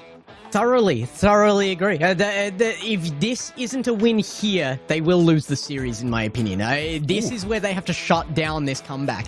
If we go to Game 7, the mental is going to be so out the window. 3 games back to back to back. We've seen that Blue Torch has the ability to turn that around. We have seen that KINOTROPE doesn't. We've seen that. It's recent history. It is only 3 weekends back, and let's hope that they have the ability to just harden themselves up that little bit and bring themselves back in for a win in the series. Well, we're going right back to the shallows. They're looking to get and elevate all the way into what could be Champions Field, but for the time being, they will stay at least a few feet down. Echo! And how many times have we been talking about Echo, who's been finding the back of the net? I mean, it was all eyes on Popo here. Came through above, made everybody commit. Last one back was going to be realized, but just too late for the shot. It was entirely open net, pretty much. Blue Torch will make it work off of really selfless play there, I feel like. Yeah, they've been relying upon one another, be it some of these more reckless plays, creativity, but the passing that was completely missing going into our first couple of games now is on lock and online. Echo will find themselves caught. Oh, but Burn, they've been so secure of that back line. That was scary for a moment there. A little bit of a defensive error from Blue Torch. The openings are there. Oh my goodness, speaking of errors, Realize just walks past the ball. Didn't need it. Didn't want it. He'll get it later. How do they get their attack back off that? I have not a clue. That's actually been something that KINOTROPE continues to kind of really surprise us with, and really what Blue Torch has to find consistency. Even though they've got the 1 goal in here, KINOTROPE, it seems like they just get the ball far more often, double commit, but Burn, again, another defensive play. And a really good one at that. I mean, it feels here like any goal could just change the swing, the momentum for either way here. Blue Torch up by 1, yes, but KINOTROPE have been pushing and pushing and pushing. They must feel good right this second about getting that goal, but the longer time goes on, maybe the less impact that has. Lunatic might make it work. A great passing play, but just too much space. Echo in goal. Patience pays off. Oh my goodness. I mean, Blue Torch just looking like they can see the entirety of the field and through it. 4th dimensional eyeballs, as everything that continues to be thrown at them is already levied with a great defensive position. You have that quick bowler, just enough to force Realize to stay on the ground. Burn is actually going to let Popo come through for this one, as they hope to get a passing play. Burn actually doesn't have a lot of boost, and so they're just going to toss one overhead. Not like Furlash hasn't been caught before, but look how they consistently force KINOTROPE to have to take this the entire length of the pitch. Another one from Burn here is going to make its way upfield. Lunatic in the corner. Has to take to the sky, but it's just been constant and relentless defense out from Blue Torch, and they get given their opportunity to show it again here. They shouldn't be given this. I feel like the given and taken is kind of two sides of the same coin right now, because we find KINOTROPE always kind of diving between Blue Torch and Blue Torch. They've absolutely ruined what KINOTROPE's vibe was. The sync is completely gone, and yet they've found chances. They're on top of each other in this same zone play, which has not been punished before, but Blue Torch has now found a calm, a serenity in this havoc, in this fight. Burn got a demo upfield. You got to make sure that Furlash cannot develop from this would-be passing play. Back down again, Realize with the chance. The amount of opportunities KINOTROPE have had, the amount of offense KINOTROPE have had. I mean, it's very reflective of game number 1 when Blue Torch had that 1-goal lead there, but it doesn't feel like it's changing anytime soon. In fact, it might go back the other way. Blue Torch with their chance for a second. How is that not reaching the back of net? Echo actually stood to the outside of the post, recognizing he wasn't in the best angle, hoped to let it go to a teammate, and now they've got a chance for a double! Burn! They absolutely find a second one, possibly their ticket to Game 7. Burn, another one there, and like you said, they could have just locked this in. This is absolutely massive. Blue Torch standing tall right now. 1:12. There is time. KINOTROPE, they need one off the kickoff, though. Realize he might just have helped find it. Lunatic shoots high, and oh my goodness, it might just be disaster as Furlash goes sailing past the last opportunity on that shot. Oh, yeah, sailing by. You saw the ship just above the other side of that net, and they have been caught, fish, dead on the line. KINOTROPE, 45 seconds to go. They have put down the pedal, and yet they're not finding anything. Popo comes up through the smoke screen. A half-minute remaining before we go all the way to Champions Field. Blue Torch, burning red hot. Great opportunities created over and over and over again by KINOTROPE as well, but you can see there is now confidence. There is fire in the eyes of Blue Torch. Trying to roll right around that arc. Furlash, not seeing much that he can develop, hoping to pass it over to Lunatic. And KINOTROPE looks lost, but it has been Blue Torch that has found their muster, found some kind of light, and it went from so dim, and now they're going to be burning bright. That one will hit dirt, and we hit our way to game number 7. Is this going to be the completion of the reverse sweep, or can KINOTROPE find a way through? All eyes on this match. I mean, last time around, we said this was possibly the best chance for a top 4 contender of any of the APAC native teams out of KINOTROPE. This time around, maybe it could be Blue Torch as well. 3 Rats still in the mix. They made it that far last time. But this, suddenly, the APAC natives, they've got this other entry. Blue Torch was not looking hot at the beginning of this, but like I said, I want every single pair of eyes on this match, because this could be a statement not only for this series, not only for this event, but for the season from Blue Torch. This is a team that looked like it was a collection of individuals to start off the game. Just a team that was not ready. You had a very methodical approach into that very first entry of this best of 7, but it feels like a year ago at this point, as we now go into what is unlocked, a possible reverse sweep. KINOTROPE, the mental has got to be there. You've got to have at least one, maybe even all 3, that find a way to just kind of settle down the nerves, get something of a headspace, because it feels like everyone is just trying to do everything all the time. Blue Torch, they've settled. They've got Burn on defense, they've got Popo creating, and they've got a way through. Gex, it's game 7, it's Champions Field, and we've got a couple squads that want to make it to the quarterfinals. I gotta ask, we didn't get to see your predictions. You kept them hidden from us. Which way did you go in this? Was it KINOTROPE or Blue Torch? I went Blue Torch. Look, it was unanimous on Des. Yeah. So Blue Torch, they were looking really good, but realize we'll take advantage when opportunity presents itself. Yeah, this is a little bit of a misplay here. Echo goes straight under it. Blue Torch, they might have just dropped the torch for a moment here, and it is early enough that they can definitely get that back, but you got to say that they must be feeling comfortable with the fact they can make plays, the fact they can hold KINOTROPE at bay. I mean, they just did it for an entire game. But still, that opening goal will remind KINOTROPE that they can break through, that there are mistakes, and that this is not a perfect team out of Blue Torch. The fact that they are developing and they had to create kind of this mindset between themselves and Red Torch really does kind of speak to that. Echo has been a heck of a striker. This is going to go all the way out, but Burn will be able to catch it before it does.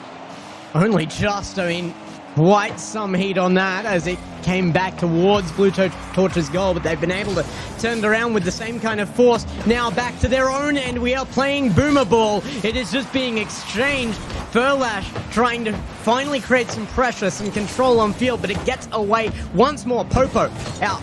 Now, midfield control is just lacking out of this game right now. Blue Torch, they had such a much wider and longer field to deal with. Ooh, that's a very tough position to be in, because there's not a lot of boost for pretty much anyone. Burn has 100 and then they die. They have a couple of double demos, and that is a huge moment for Echo. Could have been a 2-goal swing. Oh, we asked for a step up from Echo, and we couldn't have asked for more. I mean, he came out of, what was it, a 94-point game, I believe it was? And and they just absolutely took to the air. He decided enough was enough. He wasn't going to keep playing like that, and he has turned it around. It has been magnificent for Blue Torch, but they need somebody in defense again. It will be Echo yet again. They had 4 demos in a matter of 10 seconds in that previous moment, and realized the legend himself is not fading away, looking for chances just like this. And when it comes free off that backboard, you know he's going to put it in. When it was against Rounds, because they won that first game, they only needed 3 back-to-back. So KINOTROPE didn't get the chance to respond in game number 4 out of that. This time around, they are. Furlash, another one. They aren't going to let go of Game 7, and they want to take it home in a big statement fashion. Furlash got that speed flip straight into the kickoff, and I feel like there was kind of a lack of uptick to get back to the ball. And so you let a free one through, and suddenly Blue Torch, for all intents and purposes, it was looking great. They were going really, really well. But the wheels have come off a little bit, and KINOTROPE has taken massive advantage. Though, there's still time. Still a half game to go.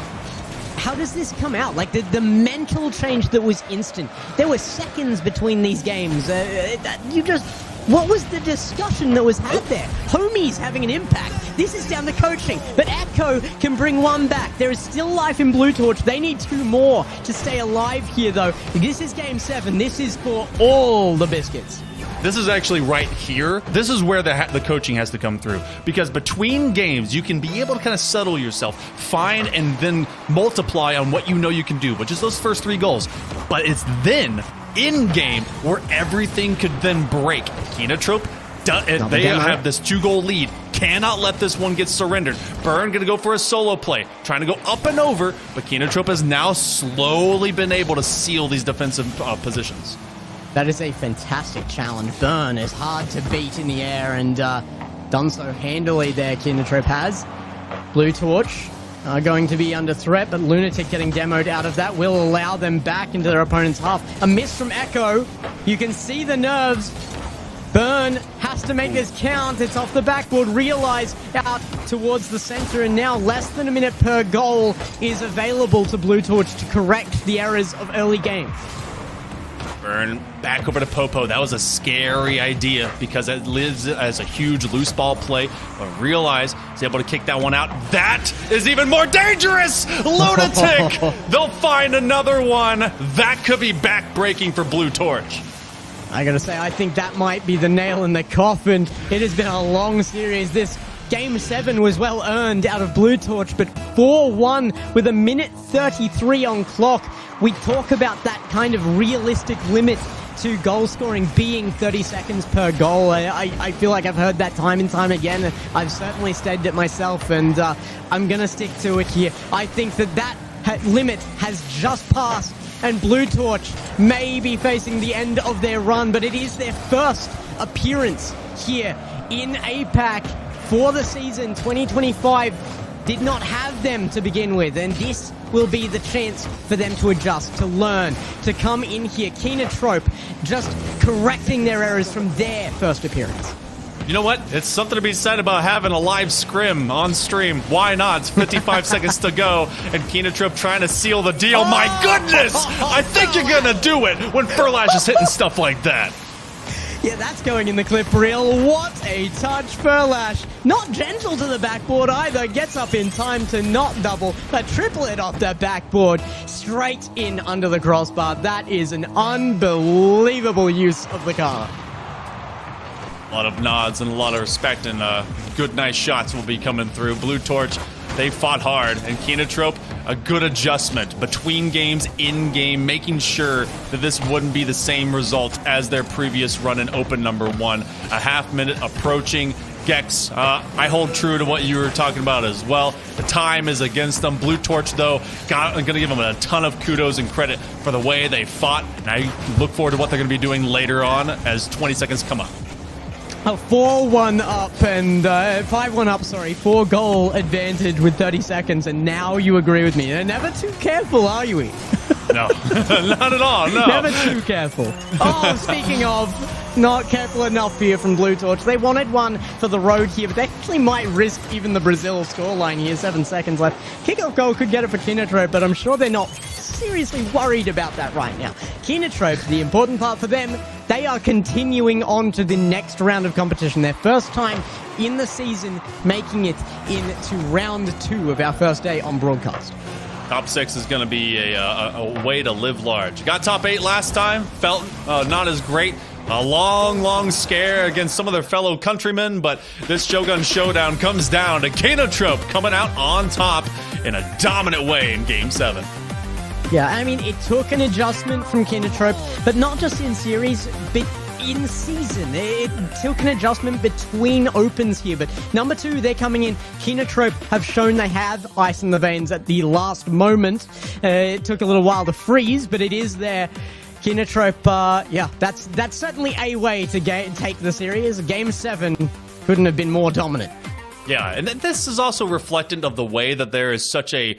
It was either big open swing of momentum coming from KINOTROPE's advantage, or some of the tightest games possible. That we got the entire gambit, and the way that KINOTROPE was able to at least kind of stand on their own 2 feet and not let themselves get caught up in an emotional moment and just kind of take stock of, we know who we are. We can play so well together. Stop letting them get into our heads and into our back line. Great progressions. Blue Torch, job well done. Cannot wait to see that team continue to come back, and the entirety of Red and Blue Torch just doing great work for both those teams. Cannot agree more. I mean, it just means so much to both these Japanese rosters as well to push through into this point, the top 6. They're going to want top 4, though, and it is not secured yet. Tomorrow, they will be playing out for that position. They have earned their next step. It is KINOTROPE moving forward. I look forward to next event, though. Open number 3, I think Blue Torch are going to come back with even more experience. We said huge experience out of these teams, but we'll be back with more experience out from our upper bracket qualifiers. We'll see you then.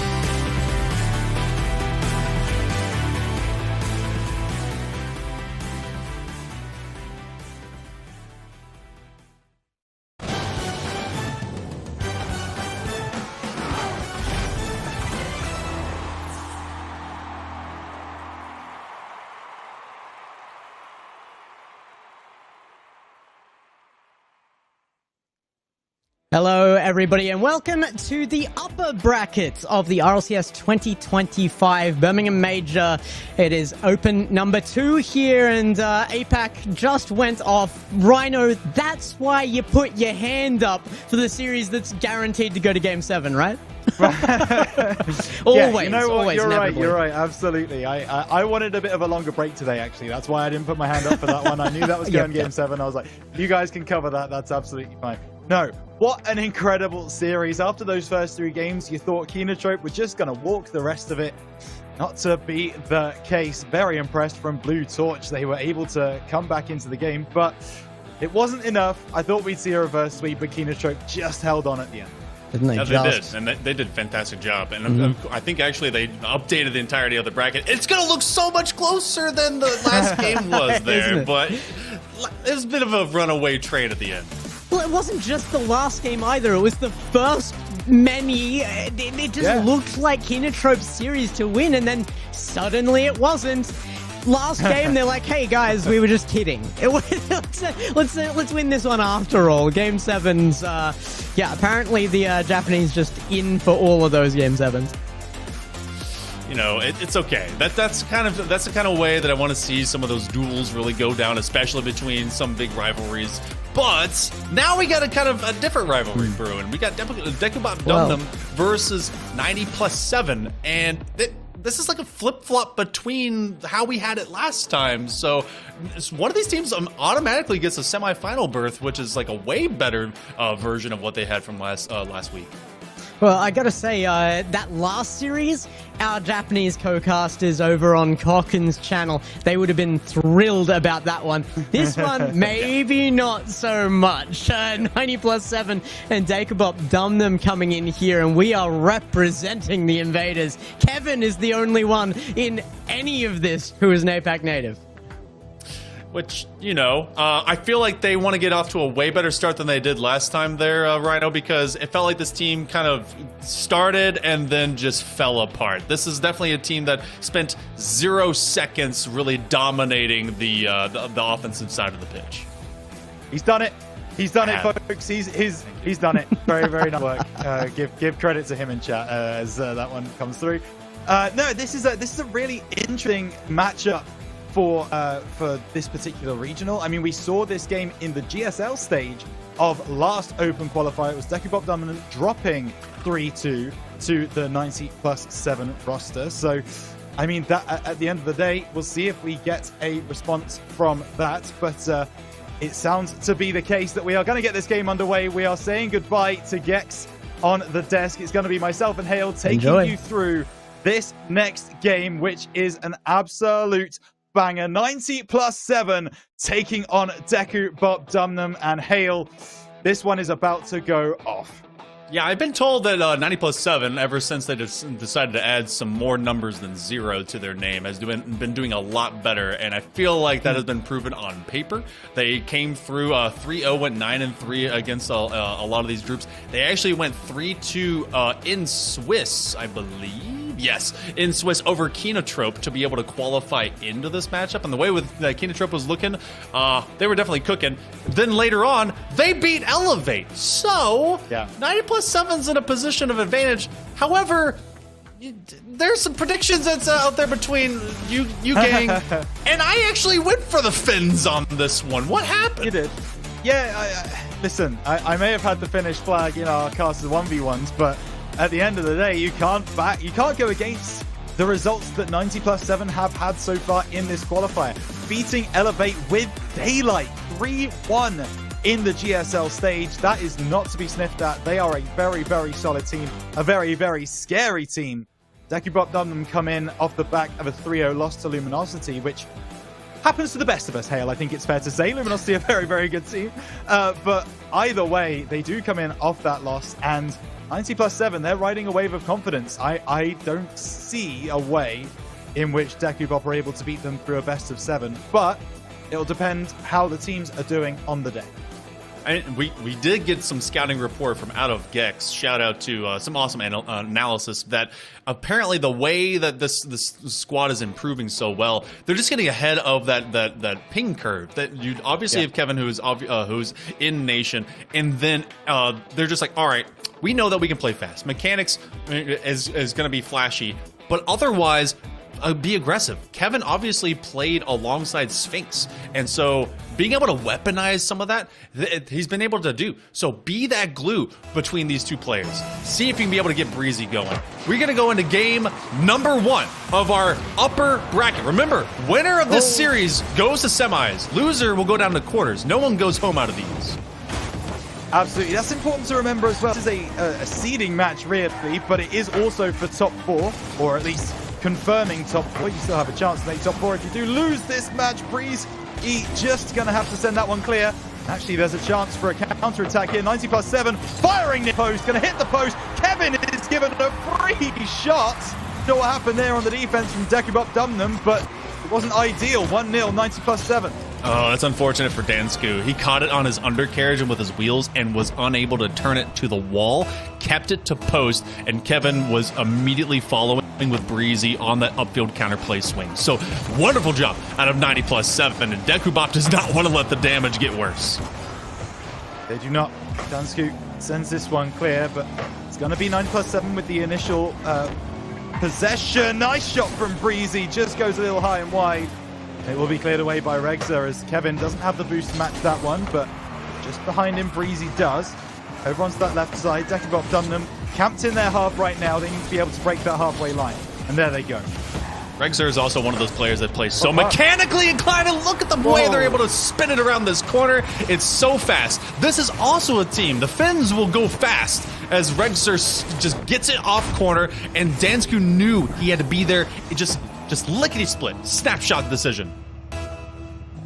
Yeah, it's the communication between the Finnish roster that is able to see them through that one, and maybe they're going to get a second here. Good push away by Breezy, who will go and challenge again. Dansku come away with it, does get the ground touch, and won't call that one a pinch, as this one comes off the ceiling, cleared away by Kevin, who will try and get the 50. Not going to happen, but it's back in. Kevin on the backboard trying to cause some havoc. And it's going to be pushed in for 90+7. Top left-hand corner, 2-1. Tough backflip here by Dansku. They thought that they were going to be in front of a shot that was already happening. With a lot of respect to where 90+7 is already running with pace, but instead, nothing came. They couldn't even make a connection. So it was a free shot for Darku. So they find purchase from that back line again. Kevin hoping to get ahead of this ball, even with not a lot of boost. Breezy, it seems like the same exact zone play that we found so often in these first minute and a half here, right side Rhino, as DEKUBOPDUMNEM has not really been able to keep 90+7 from out of threat range.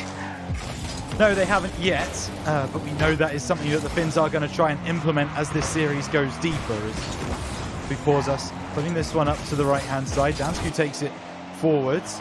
Picked up by Durku, and Kevin gonna have to try and kind of improvise something there, and he is able to keep that one out and push it forwards towards goal. That one might find its home off the crossbar from Regza. Great save from the Finns, but 90+7, they are still pushing forwards, cleared away by Pausas. I just don't believe that the other side of the net exists right now for 90+7. You have a right side rotation and it works, and they're just beating out DEKUBOP in the way that just they are unable to at least fend away. So Dansku uses up everything in his tank. Regzer has himself an early rotation upfield and has to be careful, backflipping with the idea that someone would already be there, and that's the kind of respect that they're giving to 90+7. Dansku, can he find another chance? Nothing collected. Nothing gained. A great connection between Darku and Breezy. Kevin there to try and make those efforts worthwhile, but as we go into the 2-minute mark right now, DEKUBOP is just kind of being kept on bluer grass. They are, as this ball pops up, and it's always a 90+7 person to get their first bottom corner. Not going to find it. Tries to move out of the way, does Darku, but there's no one following through into that bottom corner, so Dansku will be given space to push this away. He actually takes that one quite far. That water falls at the angle, not going to find it. Durku to clear that one, and DEKUBOPDUMNEM just not pushing forwards as a team like we saw them do earlier in this game. And Hale, that's going to cause them problems later. It really will. And it's not like we haven't seen teams develop away from kind of that more tight-knit rotation and then getting just pushed back.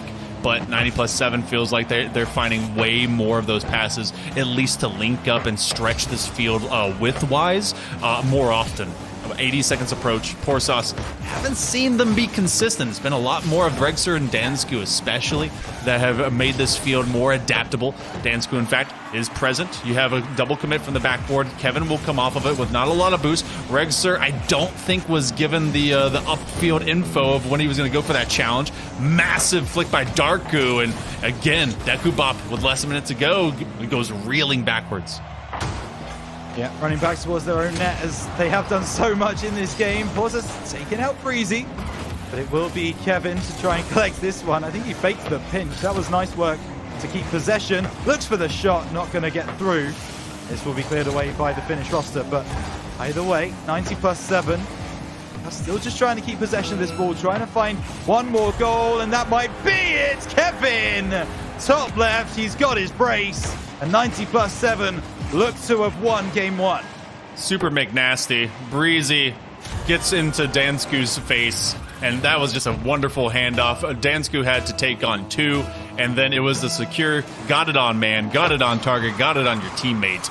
And 90+7, that should be able to seal this one up as long as they can continue to be consistent upfield. DEKUBOP living in their own back half, and that's not what you want, especially when you need some more goals. No, for sure. This is exactly the opposite of the half that they want to be playing Rocket League in right now. 10 seconds to go. As he puts this forwards, but it's cleared away by DEKUBOP. It's going to be on target, so it's not really going to cause too many problems for 90+7. The 0 seconds will drop. 90+7 have taken game one, and they look pretty good doing it. DEKUBOPDUMNEM able to undo them on a counter-attack at some point in that game, but Hale, it just wasn't enough. It wasn't a style of play that they could rely on. No, not at all. I also want to know what their name is relative to 90+7. Is that like an overtime? I don't know. It's a football reference. Yeah, it's like 90 minutes plus 7 of real soccer. Time. Got it. Yeah. No, football. No. We'll call it by its real name. Feet ball. Yeah. Feet sphere. All right. I'm not gonna have this argument with you on stream. You will. Okay. Did you know that the British called it soccer, and then the America decided to say soccer, and then you guys changed it back, so it's not our fault? Well, no, that actually sounds right, because we just didn't want to agree with you in any stretch of the imagination. Like that. I'm actually proud that that's the history. That sounds great to me. You just tricked us. That's messed up. That's so proud. Oh, and then you just get to make fun of us. We made you guys build your own sport named football, and just so that we could steal the name and then tell you that you were wrong. That's prime British knowledge right there.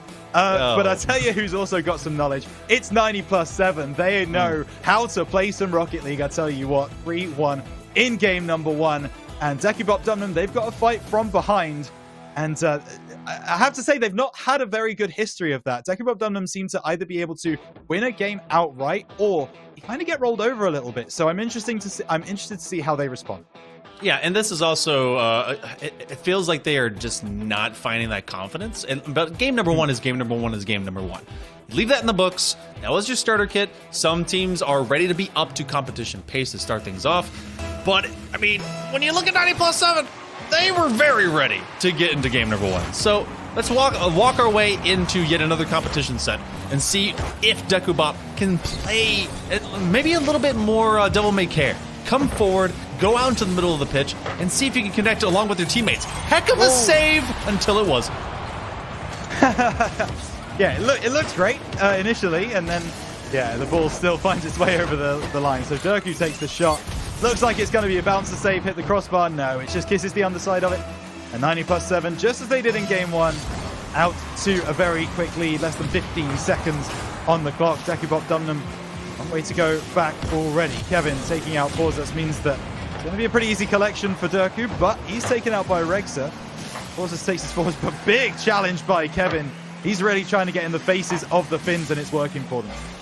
Densku hoping to get this clearance out alongside with Porsas. Porsas with a wonderful collect, but again, it's that midfield flare. And Kevin has been kind of that mid-level glue to allow 90+7 to really act with confidence. Another wonderful save. Densku stealing it away from Breezy. And triangular rotation right now out of 90+7. They're always the doorman, not letting DEKUBOP swing through an opportunity if it's starting to level out. And again, not a lot of boost. DEKUBOP, they see this one come out for free. Darku was trying to get cheeky on the placement of that shot and eventually just kind of bounces out. Does, and Finns can push forwards. They're looking for that counter once more. It works for them in game number 1, but it's not going to work for them as of yet in game 2. That's a big challenge over to the left-hand side. It'll be Dansku trying to bring this down. It's won by the Finns, but Darku is back at a good rate to try and bring this forward. He's taking it past 2. He needs to get it past the 3rd. Just can't do so, but that's a nice shot from Kevin. Cleared away by Porzas. 3rd man Breezy going to try and come through. He can't get the shot away, and 90+7 exerting pressure. That whole Darku cam never got a goal. I was hoping that eventually something from that POV would come through, but as we go back out, it's been singular goals, at least for this moment, for 90+7, and with them always in the way of DEKUBOPDUMNEM, which, if you didn't know, apparently some reference to a Fortnite thing. They just continue to not find themselves finding gold at the top of the podium. And yet, what a save on the reaction. Regser will be there, and again, having to pre-jump and guess. 90+7 guessed wrong. Yeah, Kevin unlucky here. Regser able to see where Kevin is going. He didn't have the boost to recover, so that one will go low.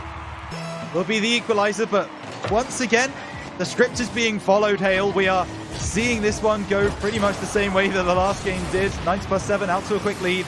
DEKUBOP come back into it. Now we just want to see 2 more goals from 90+7, and we have a complete mirror of what happened in that last game. But for now, that's a double demo coming through from Porzas. They don't want the same result as last time. It's just not going to find its way over the line, and Darku trying to bring this one away. Doesn't win the 50. Down the left side from Porzas. Backboard cleared away by 90+7. The Finns are warming up. Starting to warm up and starting to really delete players out of the way, forcing the reset of rotation out of 90+7. And Porzas has kind of been irregular in the way that they've contributed to DEKUBOP, at least through this series. But what's irregular is also the way that Breezy will get this goal. But look at the handles on Darku moving up and down this pitch. Yeah, Darku able to get that one just onto the crossbar, and nothing Porzas can do about it with no boost in the tank. Hit it top shelf. That's going to be that. So 2-1, 90+7 back in the lead, and we'll see if the if that script I've previously mentioned is being followed once more, as Gex has already accused a team today of not following the scripts. That is outrageous from him, but maybe these two are going to be a little bit more compliant. This one comes through, ball over to the left-hand side. It's Kevin trying to turn on the wall, demoed out of his mind by Porzas, and DEKUBOP being a bit more aggressive now. They've got to be. They cannot get stuck on their own back half. Breezy was trying to just full funny flip into the ball, get a reset, and then touch it upwards to Kevin. They will body behind it as Darku wanted the finishing blow. And instead, we're looking very similar, eerily so. Just copy and paste, Control-C, Control-V. For 90+7 for victory. Porzas has been much more affluent and upfield, which has been a change up. They want to get Regser as well as Dansku some extra touches, but it's Porzas that's opening gaps. Darku from the backboard and Porzas now from underneath. They're not going to get anything for free. That will force Darku to go higher, and now with that demo, Porzas has opened up another layer to move through. Yeah, but that's a great save, and Darku able to get the demo onto Porzas and cleared away by Darku. Kevin trying to challenge. Not going to be able to, as Regser tries to find his teammate. We'll find Dansku. They'll start to come forwards down the right. An interception not coming through as 90+7 defending their back line. This one over the top of Porzas, and actually that's another touch for Kevin. He's looking to go alone. I thought he might have just left that for the pass. He's now passed back. That's a nice shot. Porzas able to make the save. Regser comes out with it. And this is do or die time right now, at least into this game. You just see all the Finns out of DEKUBOPDUMNEM unable to really get a better offensive look. It feels like they have blinders on, and it's 90+7 that's messing with them on and off again. 15 seconds less. Darku just continuing to get these takeaways, and Rhino, Dekubop has to make use of this last possession. Oh, Dansku, I think he was first there. He just couldn't get it past the oncoming player, but Regza will have a chance. He keeps it in the air. Tries to get down to Darku. It's not happening. Chance at a goal. It's off the post. Wow. 90+7 come up big in 0-second play, and they win game number 2 a little bit less convincingly than that game 1. That was a last-ditch effort that I'm going to give a lot of props over to DEKUBOPDUMNEM, because they saw the floater, got everyone collected into the same corner of 90+7, and then they played for the fake out. They sent one man up, tried to dive them through for a bump or a demo or just something to collide, and then left the shot, but it went right into where all of the goalies were, which was to the backboard and to that crossbar. Great read, and 90+7 still takes away the dub. Yeah, something I do want to point out, by the way, though, from DEKUBOPDUMNEM is 5 demos from Pauses. That guy is really getting in the face of 90+7, making it difficult for their rotations, making it difficult for them to understand exactly where each other are on the field, and they keep coming back alive, trying to make those last-ditch plays. It's not worked out for DEKUBOPDUMNEM yet, but that aggression is really going to do them well in the long term if they're able to capitalize on those moments where they have a player advantage. The unfortunate thing is that we didn't get to see a lot developed from off of those demos. We got to see space. There was just a timeliness. Porsas was kind of a man on their own, going forward, sweeping the goal line, exactly what you got to do, especially if you're just seeing too high of a bricked wall, and then taking out 90+7. But the follow-up and being able to find that either third man or just getting a shot opportunity from it wasn't there. Once they seal that up, might be able to get themselves not just a lead, but at least a little bit more collected ahead of 90+7. In game number 3, they've got to get this dub. Otherwise, they will have to do something similar and maybe even a win if they want to be able to take this one in the way that we saw with the Japanese players earlier. Well, that's kind of what's playing with my mind a little bit, Hale, is that I don't know if this is a necessary win for DEKUBOPDUMNEM. If you're in the series, you're in the series. Until that 4 comes on the board, you're still in with a chance. And with this being a seeding game right now, with this being a top 4 decider, I don't know. I think there's a chance that 90+7 might get a little bit ahead of themselves, might get a little bit overconfident if they do go ahead and win this game. Let the Finns back into it, and then we have a series on our hands. But we will see what happens in this game. Number 3, Kevin trying to get an early one. Gets a bump onto Pauses, coming through from the side is Darku. Good save by Regza. Use your own logic against you, too, is that if you go down 3, and it's a best of 7, and you've got a 4th one, you have to do 4 in a row for a quote-unquote seeding match, the motivation might drop out of you. So DEKUBOP, to really kind of keep themselves on a particular emotional high, might have to move through with a dub here in game number 3 especially. But 90+7, they have dominated midfield possession. Dansku was very active in game number 1 and 2, but game number 3, we got to see if Pour Sauce can continue to pour on more of that sauce the way they had all those demos in that previous game. Oh, this one at the angle. Goodness, Darku. Didn't go down as a save from DEKUBOP, but it looks on target to me. That one certainly is. Kevin flying through, and just over a minute played. 90+7 for the 3rd time this series. They take the lead 1-0. Heck of a free look that Deku set up. I thought this was kind of a floater from the wall, and that Kevin just got back to it of his own volition. But Darko was able to just snap it straight to his nose, and that goes through and above 2 defenders out of DEKUBOPDUMNEM. So 90+7 putting themselves in a fantastic position.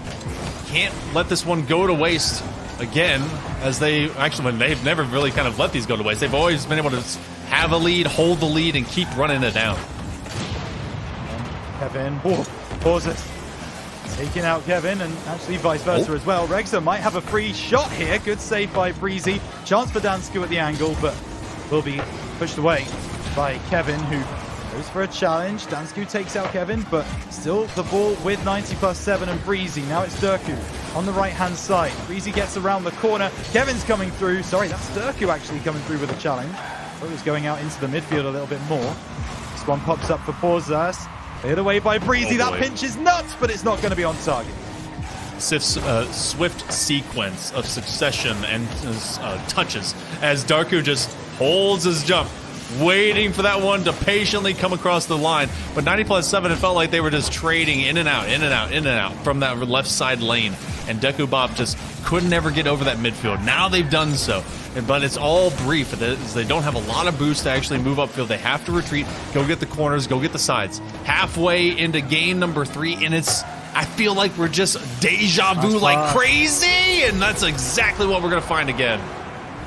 Look at this pass. Let's just take a minute to appreciate this. As Breezy comes through, decides not to take a shot, knows where Derku is, says, here you go, buddy, on a plate, shot positioning into the bottom left-hand corner. That is 90+7 confidence right there, as they are very, very in control of this upper bracket semi-final right now, as Orzas tries to get this through. It's going to be cleared away by Derku over on the left-hand side. I'm going to play this forwards, and Orzas will bring it forwards, but DEKUBOPDUMNEM, it has to be said, their offense, it just hasn't felt very potent, to be honest with you, Hale. I don't know that it's really kind of shown any significance in the power of the shots that they're bringing through. Yeah, no, especially with the way that they always are having to start from on their heels. I mean, it has been cerebral indifference from 90+7, but DEKUBOP, it's been pretty neutered. They've been unable to just even move upfield without finding themselves directly in traffic, and the couple of times they did have a demo, they couldn't take advantage. Breezy on the save, that one cut off the angle, and even with no boost out here, 90+7 is able to survive. Nice redirect from 90+7. Stop there is nice too. Jansku, no boost to speak of, so will be easily cleared, and I think Kevin maybe tried to fake that he had a bit more boost in the tank than he actually did. Breezy, that's a nice challenge in the midfield. Rex is going to look for the pinch, finds it over the top. It will be collected by 90+7. Not able to clear it just yet, but once again, DEKUBOP just kind of challenging these plays on that back ball without really an idea of where it's going to end up. Oh, that one's so close to finding its home for 3, but 90+7 still chasing that goal. Feels like they're just behind the time and behind the connections worth of attempts. All these possessions is giving so much room for 90+7 to work. Love the dribble, big save, pass up, and pour sauce. Get one. That is just enough time to work with. And this one was off of Regser, and a heck of a flip to force Darku into a weird situation on the goal line. Yeah, and tried to get around the ball, tried to push it over to the left, and just didn't get enough on it, so it did hit the post. Maybe now there's something to be said for the DEKUBOPDUMNEM recovery. They've only got 35 seconds to do it, as this ball is into the middle, cleared away big by 90+7. It's now going to be Regser having to deal with it, but he can only find a 90+7 car. It's not going to be enough for the goal just yet, but 20 seconds, and if this ball stays in this half, that is going to do it, and it will be series point for 90+7. See what you can work with. Horsauce trying to isolate him. Oh, Darku waiting until the very last possible moment. Didn't want to get bumped. And now you have a chance for DEKUBOP if they can keep this one aloft. But Kevin's behind the ball. That may be a done and dusted moment as they just let it fall. And so do the cards for 90+7. They're going to be on match point walking into game number 4. And I say walking. It's been kind of leisurely for them at this moment, Rhino. Yeah, it does feel a bit of a walking pace for 90+7. They've not had to do anything especially crazy so far in this series, and DEKUBOPDUMNEM are going to be wondering kind of how they stop this train that is 90+7 right now. I mean, you just look at some of those results, and I'll bring it up again. Look at the bottom of your screen. Those demos just gone from the DEKUBOPDUMNEM side. 1 for the entire game. That is not enough when you're playing against the ping advantage. So DEKUBOPDUMNEM need to be way more aggressive going into game. It also feels like DEKUBOPDUMNEM, maybe that they had to walk away from those antics, because so much of that was Pour Sauce kind of not in the same rotation as both Dansku and Regser, and then it was being read by 90+7. They're okay, we're gonna get away from them. We should be able to survive. We're not gonna let them weaponize the bump game, and so the Finns themselves got in a bad way. We're gonna have to see if they can turn this into a reverse sweep, but I mean, we are a game off of 90+7 being in the semifinals. We are, and that's a position I think we expected them to be in. Well, everyone except yourself, obviously. You know, really. So yeah, sometimes you got to throw those wild ones out. You know, sometimes you got to be in the lottery to try and win it, as they always say. But 90+7 showing why they were so expected, I guess, to go very well in this Open Qualifier 2. Why they were able to beat Elevate 3-1 in the GSL bracket, and why it looks like they're going to become a top 4 team in OQ2. Game number 4, Utopia Coliseum, and they're going to try and prove their muster against whomever it's going to be, because regardless, they're going to be, if they do win out into this, they would be on the, I believe, the 3 Rats side of things. No, sorry, they'd be on the KINOTROPE side of things. So they would find out where they end up. So if DEKUBOP has a date with Destiny, it could be with that other side of the bracket. Kevin will be able to find a heater here, as 90+7 just repeating having a game lead. I believe it was something. Oh no, it was something that you talked about, that we could have had a replay of the lower bracket quarterfinal from the previous Open Qualifier. That would have been if 90+7 were to lose this game. They would have gone to the Rats, but looks well. Okay. All right.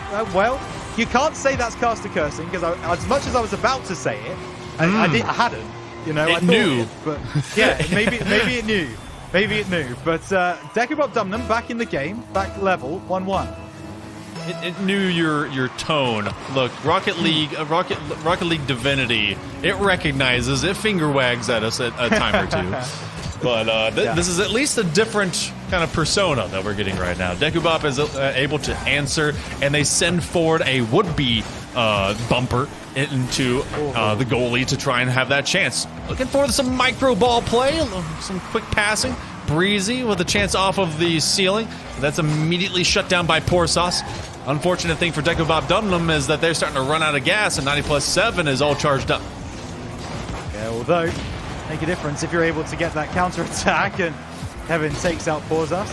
Says, how dare you demo us so early into the series? We're going to get some back for you now, as Poor Sauce pops that one up. Regs are looking for the pass back. It's too heavy. Kevin will be able to bring it down the right side now. No boost in the tank, so can't challenge well. Let's tell you who can. That's going to be Breezy in the middle, who will now be able to challenge this one off the backboard. Is there a second player? No, there is not. Rexer pushes over to the side, but it's back in once again, this time from Kevin. Chance off the backboard from Deku, leaves it for Breezy off the crossbar. 90+7 trying to batter down the door, and it stays still for the moment.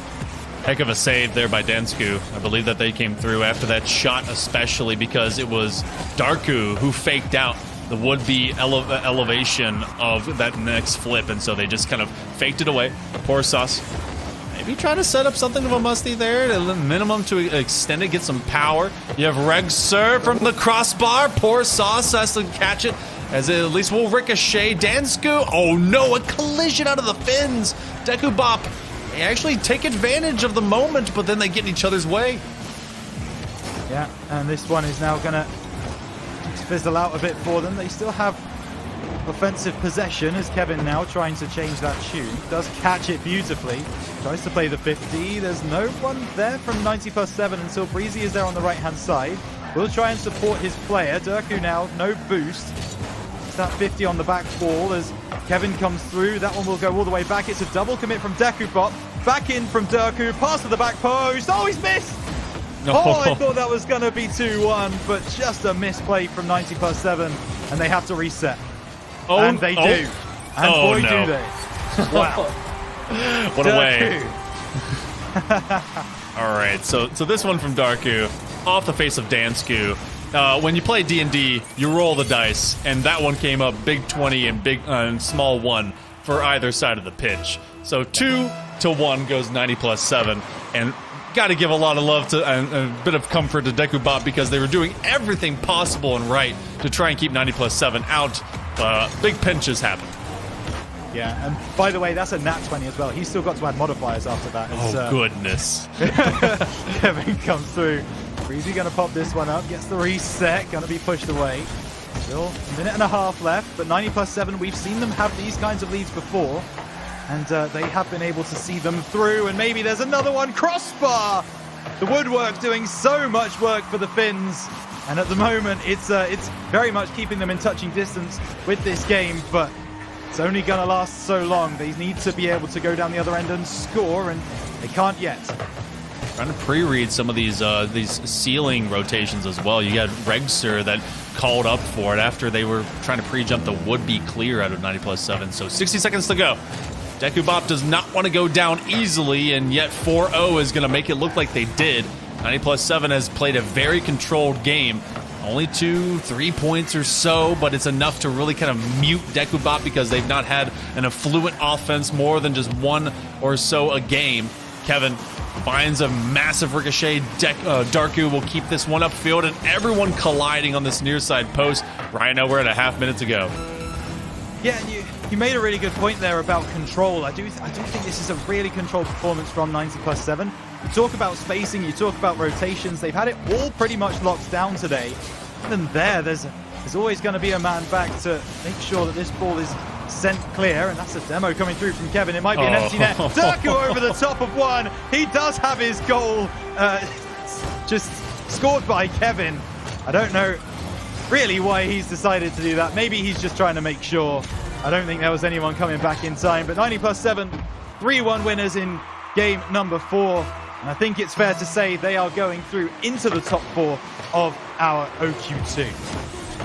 Kevin hitting that ball that hard at the goal line is like asking the DM, does a 35 hit? And they have to just simply nod.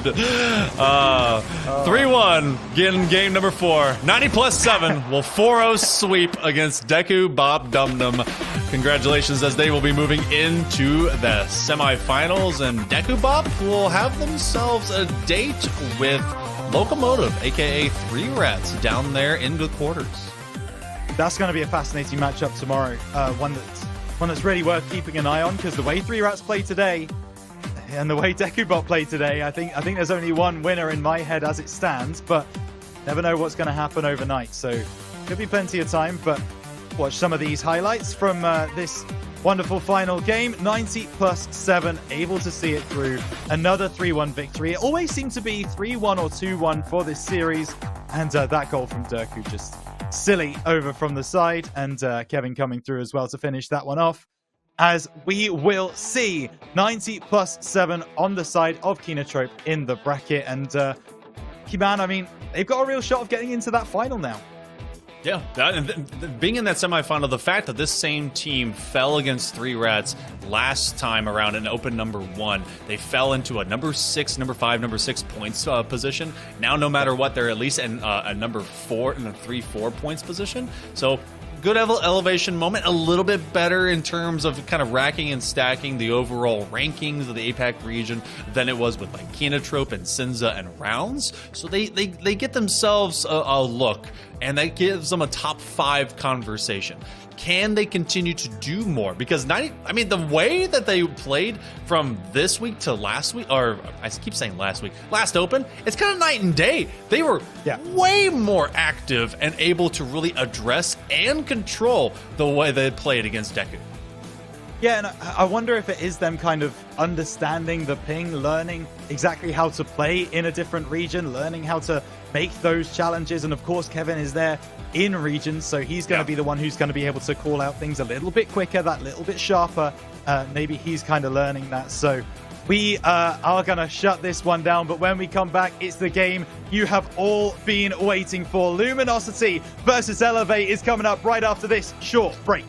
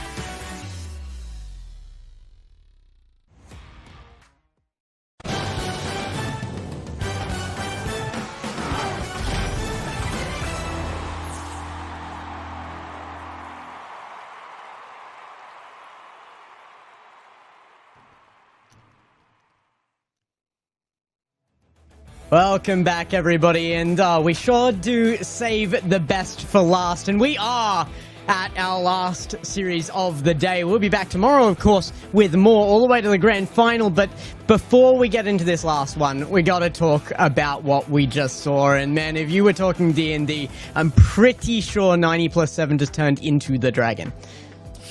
Yeah, they were able to evolve so quickly. 90+7 just looking like they've finally at least gotten over that hump. You had talked about how they just look so fluid taking on Elevate yesterday in the GSLs. The fact that they kept going with that, we've had some teams that lost their wind and some that kept their momentum. That team looks scary, but they also looked pretty measured.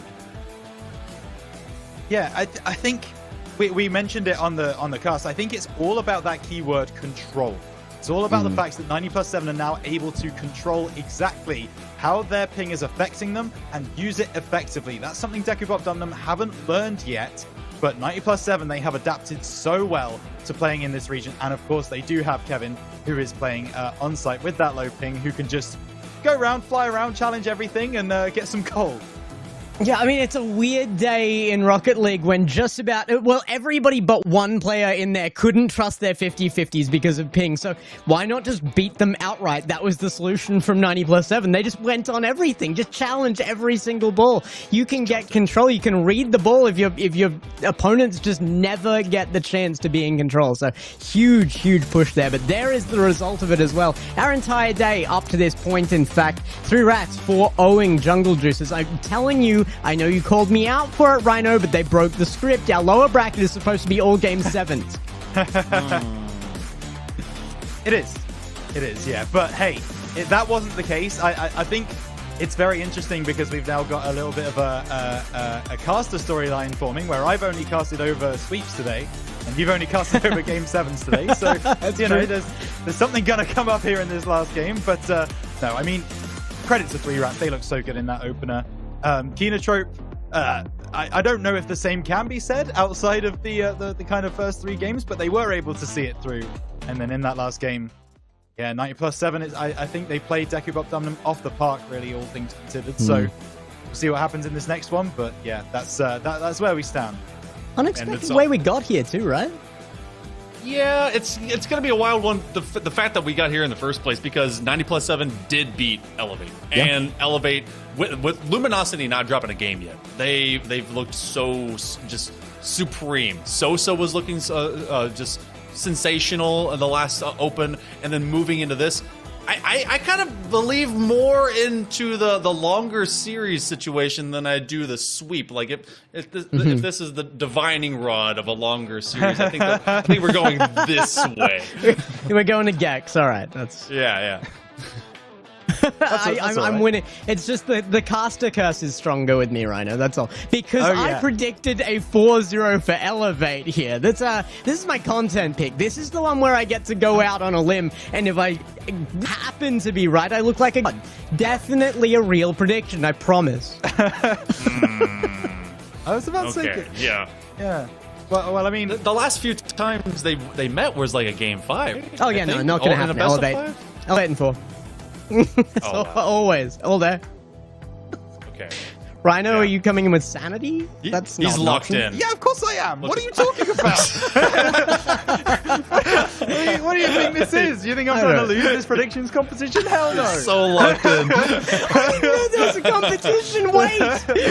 There's always a competition. There's always someone with a spreadsheet, Gex. They're always they're watching. That's true. I'm being counted. No, this is Luminity's to lose. This is Luminosity. It is going to be between Rhino and I on this last one, and that's why we're going to take it away. So it is either going to be that blowout or that sweep. We'll catch you later, Hale. Thank you for joining us for the day, and we'll see you after this last matchup, which will be the one to watch. If you have been waiting for the game of the day, this is it. Yeah. This is the one that is going to have all of the eyes on it. This is the one where everyone's going to be interested. We will have our biggest 2 teams here in the APAC region. First versus second from OQ1. It's Luminosity versus Elevate. Everyone saw this on the slate for today, and everyone wants to be here for this absolute banger.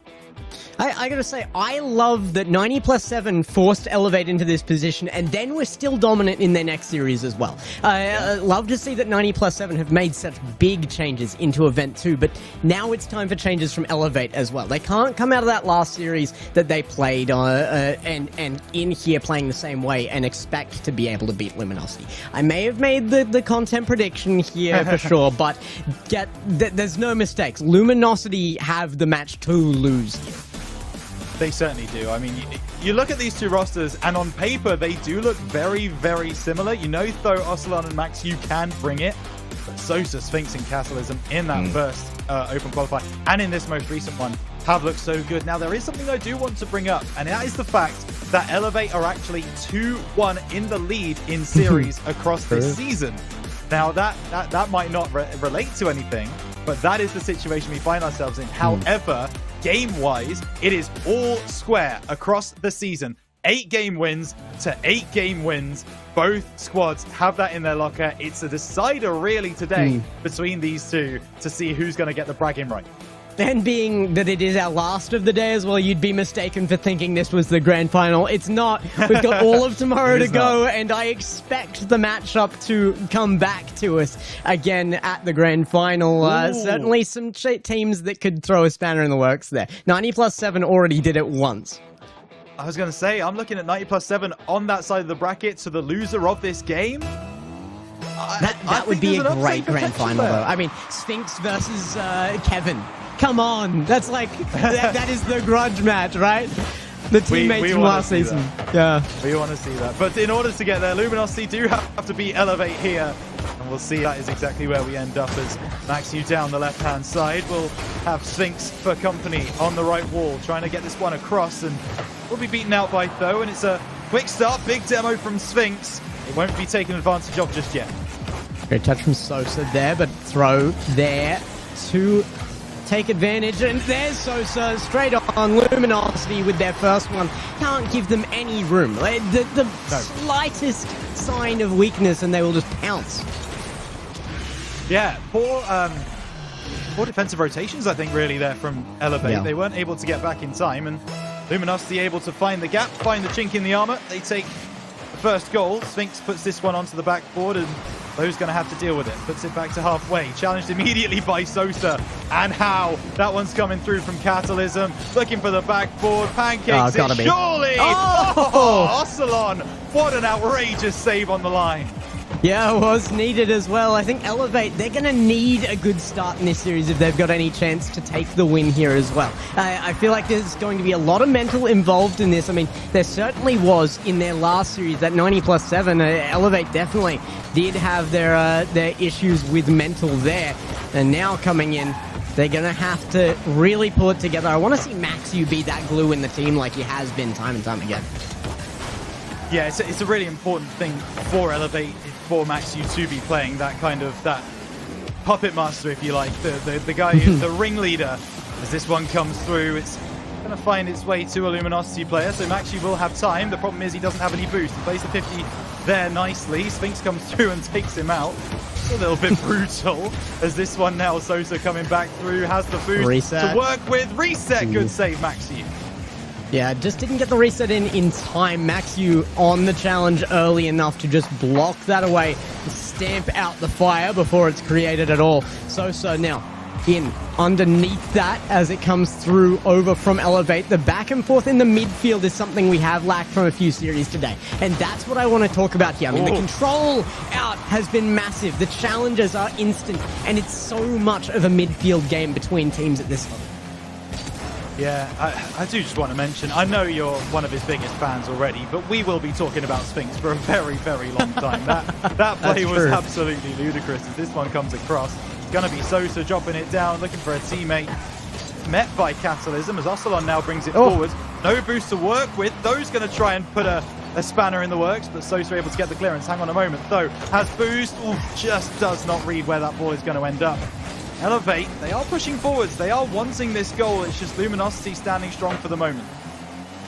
The backboard clear coming now. Maxu with some control, but the 50 from Sosa, low boost Maxu there is beaten by it. He's collected it now, but he's going to have to rotate to third man position. He's actually looking for an off-field pass, bumps Catalysm out for being second man, but the shot still comes on. Ocelon with the save.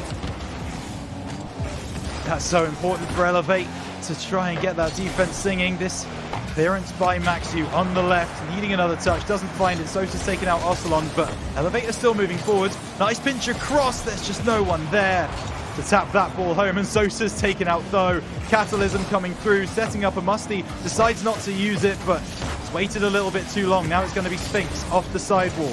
Hit away pretty easily by Tho. Sosa comes back through. Looking now for a teammate, looking over his shoulder, does find one, but it's going to be met by Elevate again. Sphinx off the ceiling. What have you got for us? Backboard, chance, and will be pushed away. Elevate staying strong on defense. Every time you get the chance, and it's Maxu off ball but on camera, have a look at the work he's putting in off ball. I mean, that bump in front of his own net to keep them safe a moment ago was only the beginning of what he does off ball. He really is an expert at using his position while there doesn't seem to be that much to do, and his team benefits from it. But Elevate, they're still down by 1 here, and 48 seconds on the board as Ocelon passes in. Can Maxu be more of a facilitator? Yes, he can. Ocelon puts one away, and we even up with 44 seconds left on the clock. Dutchman able to read where this one was dropping and place his car exactly in the position where that ball was going to be sent clear. Very nice work from Ocelon. And now suddenly the demo. There's a double demo, and Sosa's got the ball, and he's running down towards your net, but it's a great save by Ocelon. He is stepping up in this game already. There's another chance off the post, back post, Catalysm. There's a chance here, team bumps happening all over the shot. Elevate at C, Luminosity with 2. I had to double check which camera I was looking at there because Maxu torpedoed the last defender. Was there miscommunication? Did Maxu think that was an opponent? I'm not... What just happened? That was the most avoidable bump I've ever seen. Agent Maxi. Double agent, yeah. Yeah, that one's not ideal. So we'll let that one drop. He'd be looking for a bit of a just psycho reading the there. script. Oh yeah, no, you're right. Actually, yeah, he saw that Luminosity should have scored by now, and so felt like he had to help him out. Yeah, I get that. That one's dropped down. Maxu, not again. Oh, no. Not another one. Maxu drops that one right in front of the young gun from Luminosity. And now that is going to be game 1 done. Cool. The double cross is really coming out. Maxu's not doing a good job at hiding this one. Come on, man. Like, the Spies, you've got to be a better double agent than that. You're just getting chucked straight in the shark tank. So that's what's happening now. Yeah, for sure. Like, if this was an episode of The Traitors, like you're getting removed immediately. Yeah. Like no questions asked. First night. See you later. Straight on the burn list. Yeah. Oh, absolutely. Luminosity though, game 1, and they come up big on that one, Rhino. Oh, huge. And to be fair, Elevate looked really, really good until that final minute. They were really pushing Luminosity right to the brink. They were, and it's off the back of that Ocelon performance, almost 500 on the scoreboard, playing out of his mind in that game 1. If his teammates can get up to that level as well, then we are seriously looking at a series. But for the moment, it's Luminosity who were able to find the answer, able to find the way back, and able to find the goals when it mattered most. And yeah, they do owe a fair bit of their success in that game 1 to Max. Yes, absolutely. However, Maxu also did a lot of work for his own side there. I will give it to that. He played excellently for the vast majority of that match. It was only those 2 moments, and I'm not sure if it would have kept them from the loss regardless. Certainly, plays just being set up time and time again by Luminosity there. The person I'm looking at there on that side is Tho. 0 stats from Tho, and this is an import player. You got to come in. You're coming out to another region. You're saying you're coming out here because it's easy, because you can take the wins, because you can go to the LAN. You have to put stats in. You've got to get on that board. He does, and I do think Tho does have quiet games for Elevate. I don't think he's always online. I think he definitely has an inconsistency to his game. But I guarantee you at some point in this series, he will lock in, he will bring the Though that we know, and he will bring it through. So here maybe comes an opportunity. He gets a reset there off the right-hand side, and already with a touch on the ball, he's looking to try and get that confidence back. I thought it was Maxu that was the traitor on that one. It's the Though that we know is better than the enemy we don't. Is that the saying that? Sosa on for game 2, though, with control off the kickoff. And Luminosity, I mean, they came out of the gate swinging in game number 1. Can they do it again here in number 2? Though, once again, looking to try and take this off the backboard. He just doesn't have the boost to really make that stick. So, Catalysm dropping this down. There's Sosa catching. Just can't take it around the first marker. Though, sidewall wants to direct off that corner. St. Clear, Sphinx, that's a nice pass. It's just beyond his teammate. Sphinx will have another chance. Booms it forwards, and now there's an offensive opportunity for the side of Luminosity. Though deals with it at the first instance, but at the second, there's a chance in the corner, and it will be sent clear by Elevate. I've worked it out now. It's the Though that you know is better than the Max you don't. That's where I was missing it.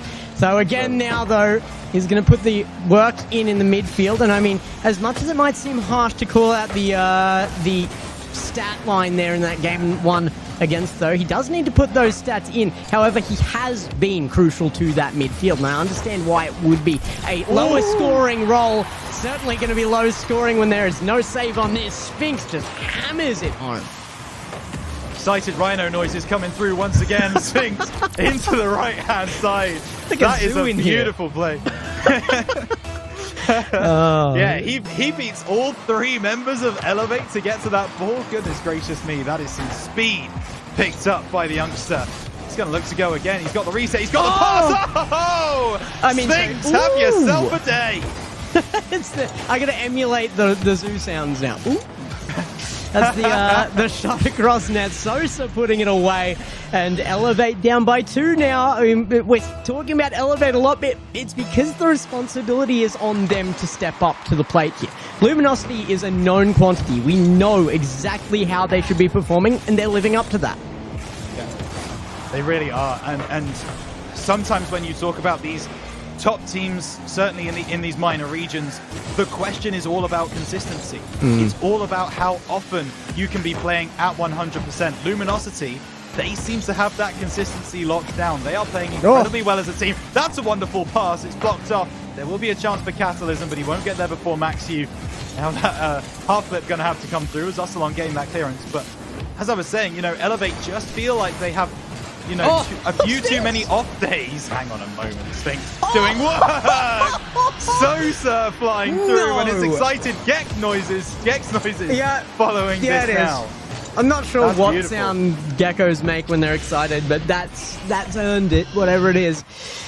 Oh my goodness, Sphinx, why would you even choose to try and continue the solo play there? He goes forward with that reset despite the power soft being available, and then just clears the net anyway. It was all to plan. Sphinx with another shot on.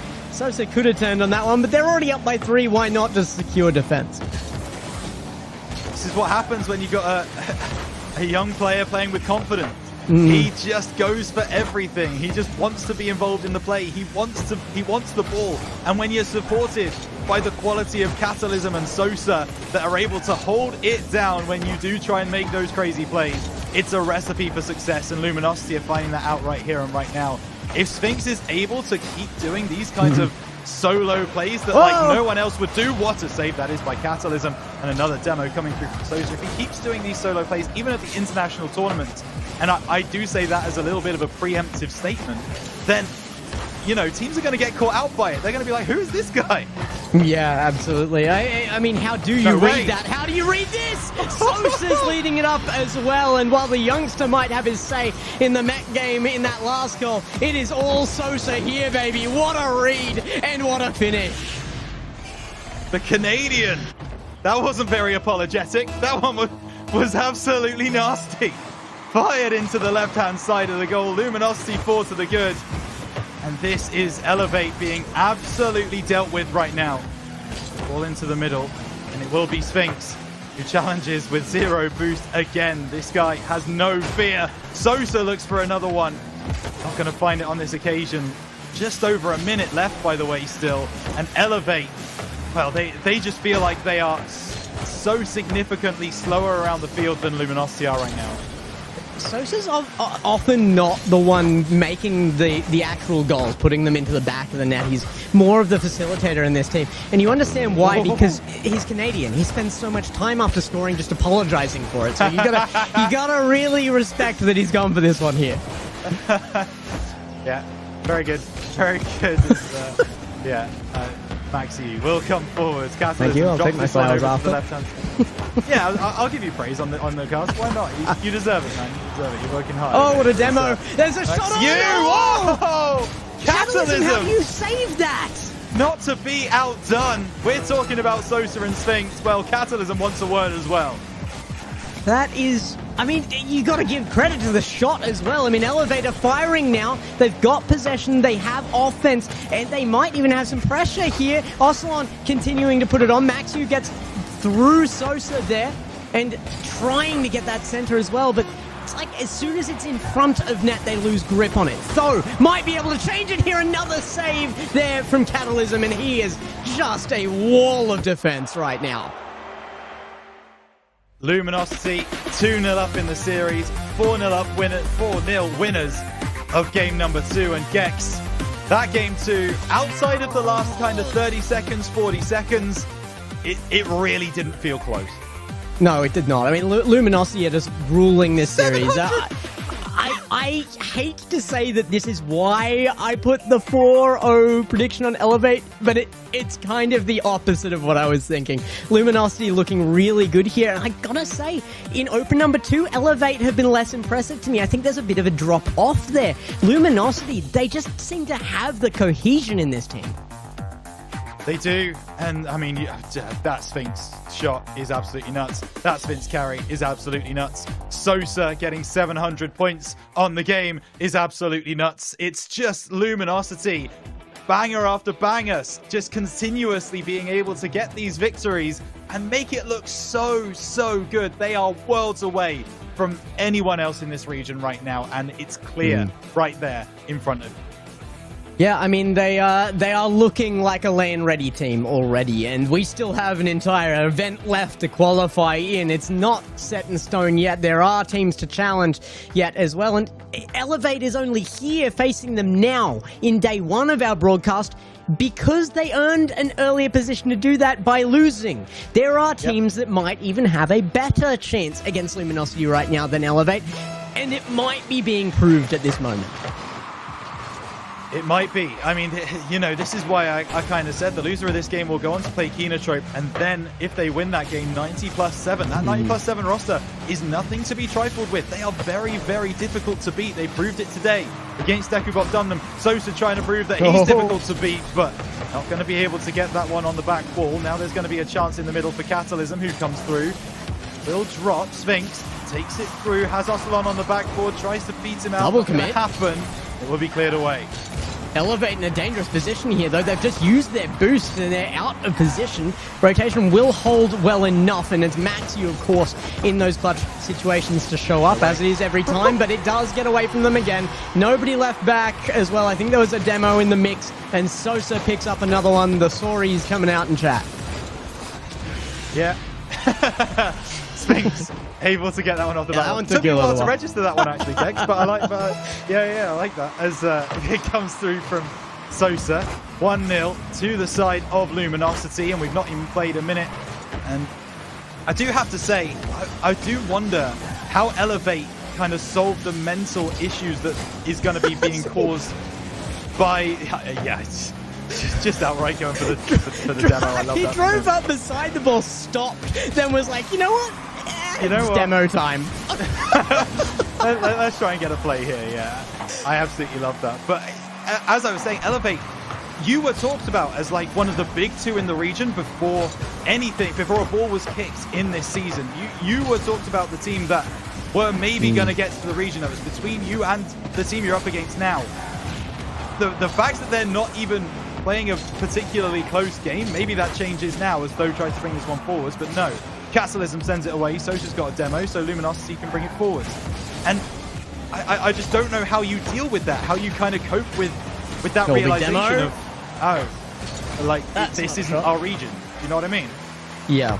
No, I agree. And it's going to be an adjustment for Maxi. I mean, he's always been in one of these teams that it is his region. Whether he's winning the grand final or not, he should pretty much always be there. And it's just looking a little less likely than usual. I agree. I think it's slipping out of grasp.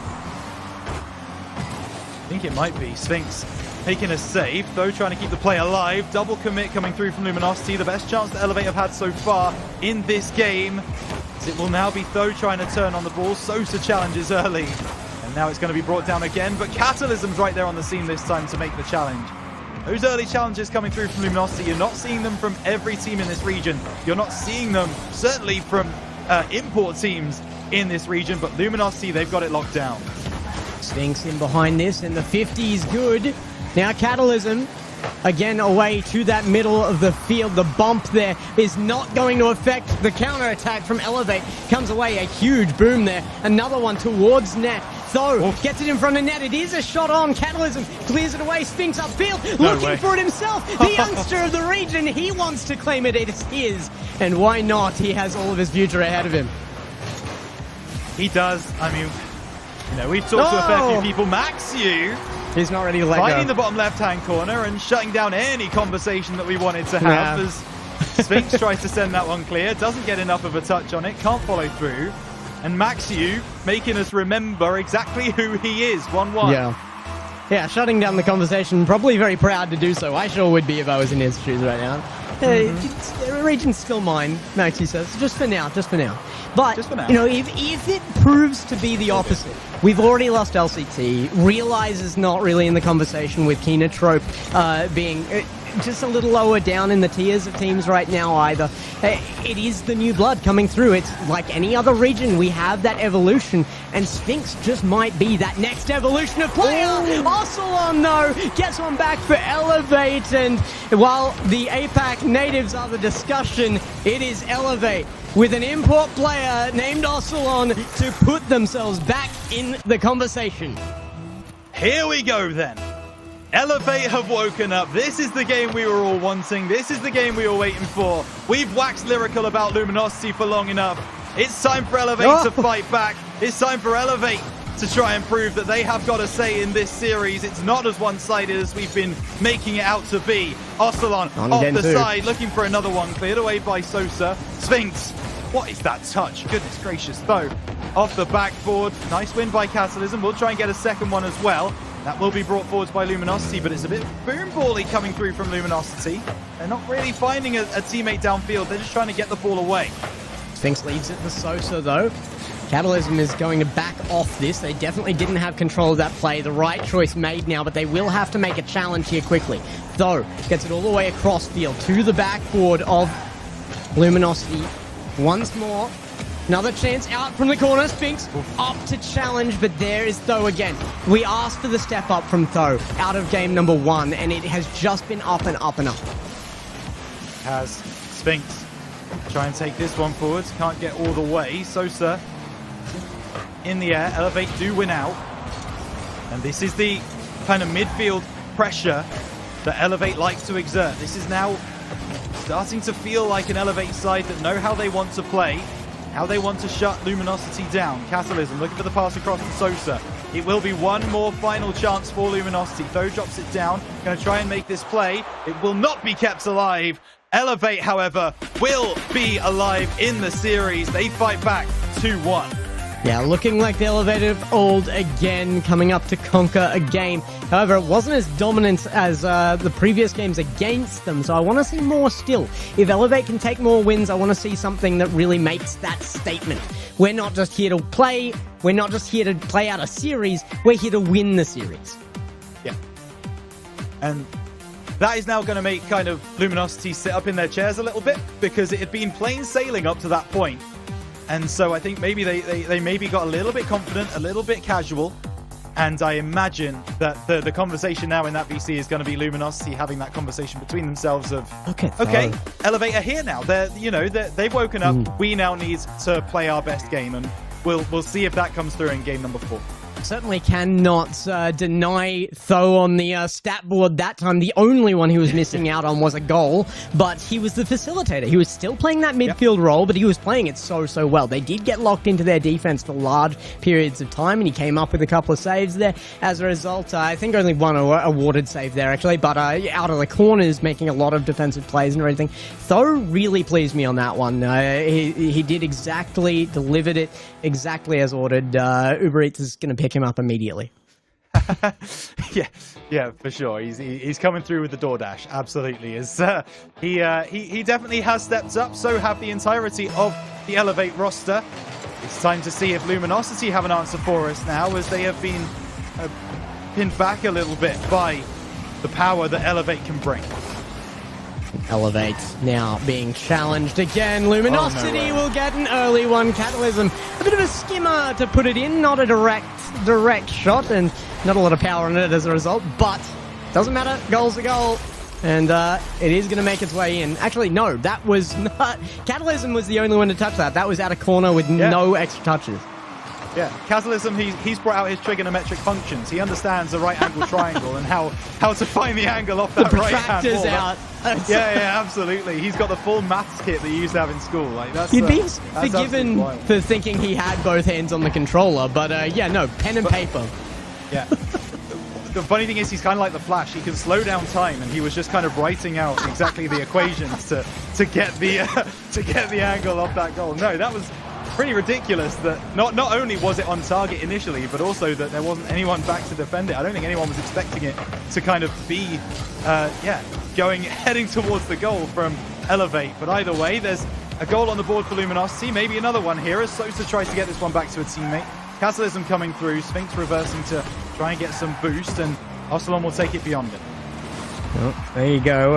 Catalysm is the Flash. We're living in his multiverse right now. He's ruling the show right now. He creates the script himself. He doesn't have to read it. Luminosity up by 1 right now. Elevate have responded once with a game. Can they do it in a game is the question.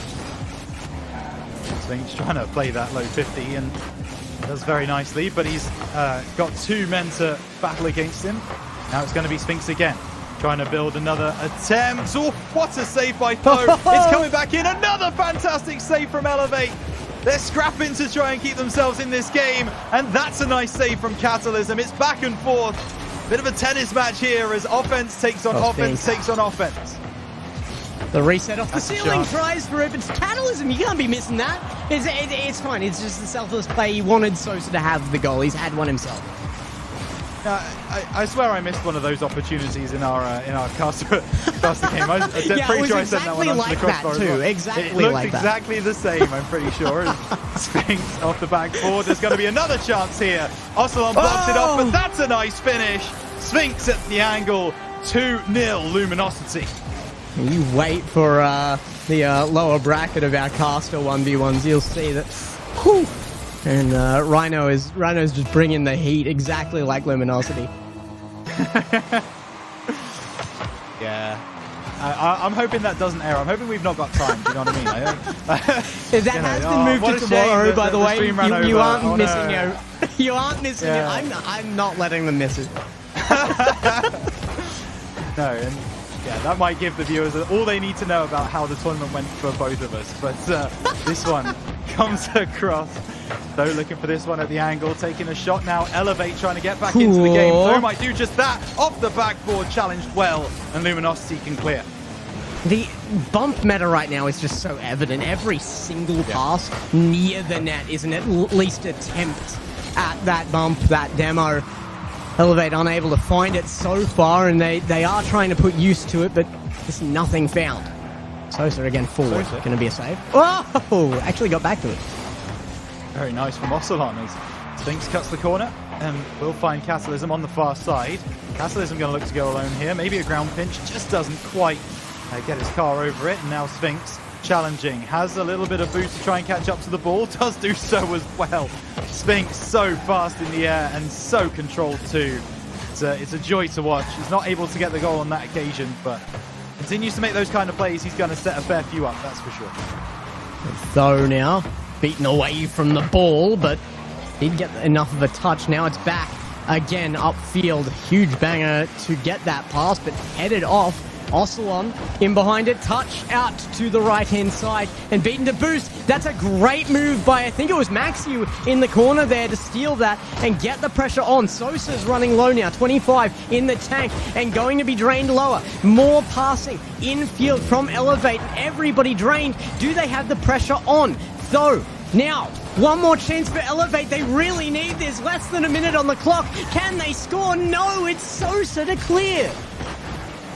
They will come again, but hang on a moment. Catalysm, let's keep that pressure on, and Sphinx gets something on that. Not a lot, but enough to keep it in the middle. And Catalysm taking this forwards now with purpose, looking to drop it down. Oh, and it's Sphinx off the right-hand post. Placement is beautiful. Luminosity back to winning ways.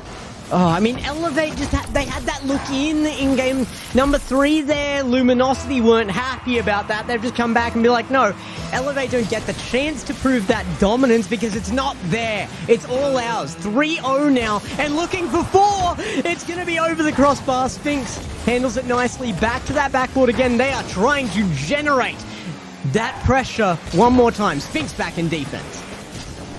And this will now be Maxiu just trying to get some momentum, get something going for his team, but instead he's passed the ball into no man's land. And Sosa's been quiet this game, but has finally found a breakout goal. And that is going to be 4-0 Luminosity, and Elevate shell-shocked in game number 4. I don't know about breakout goal. I'm pretty sure he scored that with an Octane. But anyway, it's nice. Elevate down 4-0. And I mean, we've been asking, where is the answer? Where's the calculations to come back into this? Luminosity scoring a 5th one as I speak. And proving my point, I don't know if it's there.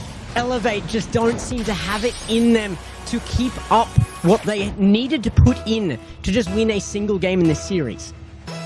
Yeah, it's going to be concerning if you're an Elevate fan right now. I mean, I know they were able to get that game win in game number 3. However, this has been a pretty big stomp, and this is where you're judging the levels of each team at their absolute maximum, at their maximum output. Luminosity's maximum, Luminosity's ceiling, it seems to be a lot higher than it is for Elevate as it stands right now. Got to go back to the lab, get some more work done for Elevate, and they've got a little bit of time to do it. But series isn't over yet, Gex. 3-1 to Luminosity. It looks like it's theirs for the taking, but we have seen Elevate come back into it before. I mean, as I understand it, after event number 1 and Luminosity coming out on top there, Elevate weren't particularly happy about it. It was sure. Rocky waters there after the first event, and they had the chance. They had the 3 weeks gap there to come back to really reassociate themselves with each other and to get the teamwork working. It's not there right now. Elevates are separating. They're going to individual play again, and they're being picked apart as a result. Luminosity, they are functioning as one singular unit. Yeah, and not only that, it feels more like Luminosity are enjoying their Rocket League. I don't know what's true. Like, they look like they're having more fun on the field than Elevate are. Elevate where look you can like they're feel trying the to be frustration, very, right? Yeah, they feel like they're frustrated. They feel like they're being a little bit clinical, trying to make sure that each of those like individual points is correct, and you get yourself tied in knots. Luminosity are being that free-flowing kind of team. They know where each position is. They work as a unit together, and that is being evidenced right there on the field. And I wanted to put the faith in Elevate as well. I watched them all through yesterday. They were looking like they were having fun. They were looking like they had it together. As soon as the pressure's on, that's where it really matters. That's where the breaking point can be, and it unfortunately looks like where the breaking point is. So we need to get back into this. We need to see that there is going to be that big change here. This is not a subtle thing. This is not just about, oh, we just need to pick up a bit of pace. We need to go for a couple more bumps. There need to be some major changes for Elevate to come back into this next game and look promising. Yeah. There do. And not only that, I think there also needs to be some changes from the way that Luminosity are playing, to be honest with you, Gex. I think you know, Luminosity need to maybe go down a few pegs as we join this game a while into it. But either way, I think this is going to be the best of 5. There we go. So Sorry, best of 7, my fault. This is going to be game number 5. As we go to the bottom left, it's going to be sent clear. Catalysm trying to turn the corner, cleared away by Maxiu, who will try and spark the counter-attack, but Sosa is back. Has to get around his own teammate there a little bit. Catalysm, get out the way, buddy. I'm glad you clarified, because I was really trying to work out what you... I thought there was so much intention on that best of 5. I'm like, nah, but I mean, even if this is going to be...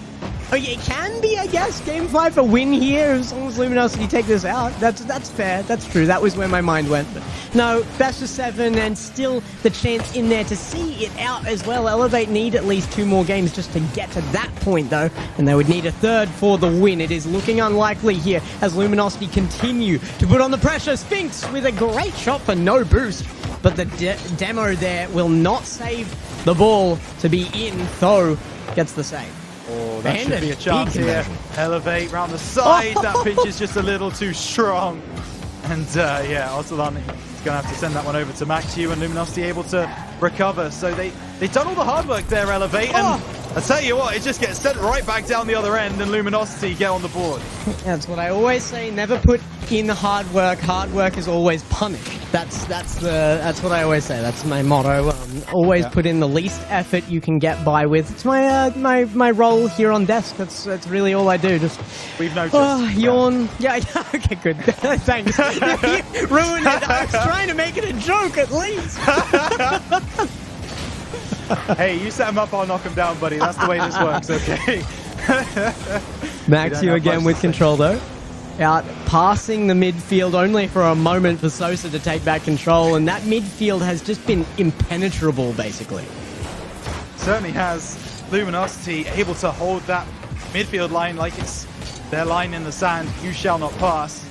Sosa trying to get through. It's sent over to the far side. Catalysm turning on the ball, has Tho for company, gets below him and cleared away here as Sphinx tried to get the challenge. Oh, Sosa coming out of absolutely nowhere to make that save, and Elevate pushing forwards a little bit.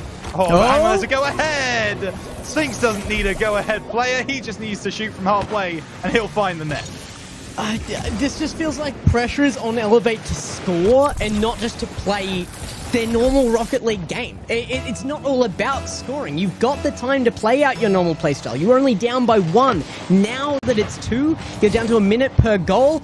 You do have to push that, and that's a worse position again for Elevate. If they can't make it work very quickly here, Elevate are going to be out of this series. They are. And already it's looking very dangerous. Less than 2 minutes left. And that is an absolute beauty. Sphinx, pass, Sosa, finish. That is a combination you will see more and more this Rocket League RLCS season. And Luminosity, wow, they are making it work against Elevate.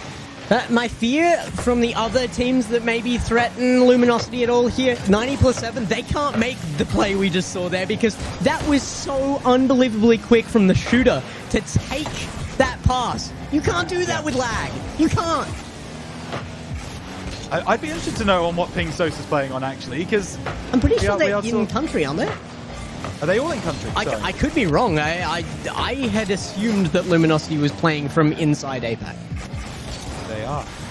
Well, that might explain it. Sosa, right-hand side, unable to get that one off the backboard as Catalysm to find this one. Ball up into the air as Sphinx will be credited with a shot. Somehow that was going to drop in according to Rocket League maths, but I think it would have taken a miracle for that one to find its way over the line. Catalysm puts the ball into the air, sees 2 Elevate players in front of him, plays a 50 nicely. Sphinx on the left-hand side, going to try and take it on his own. He's got the boost to work with. Top right corner misses wide.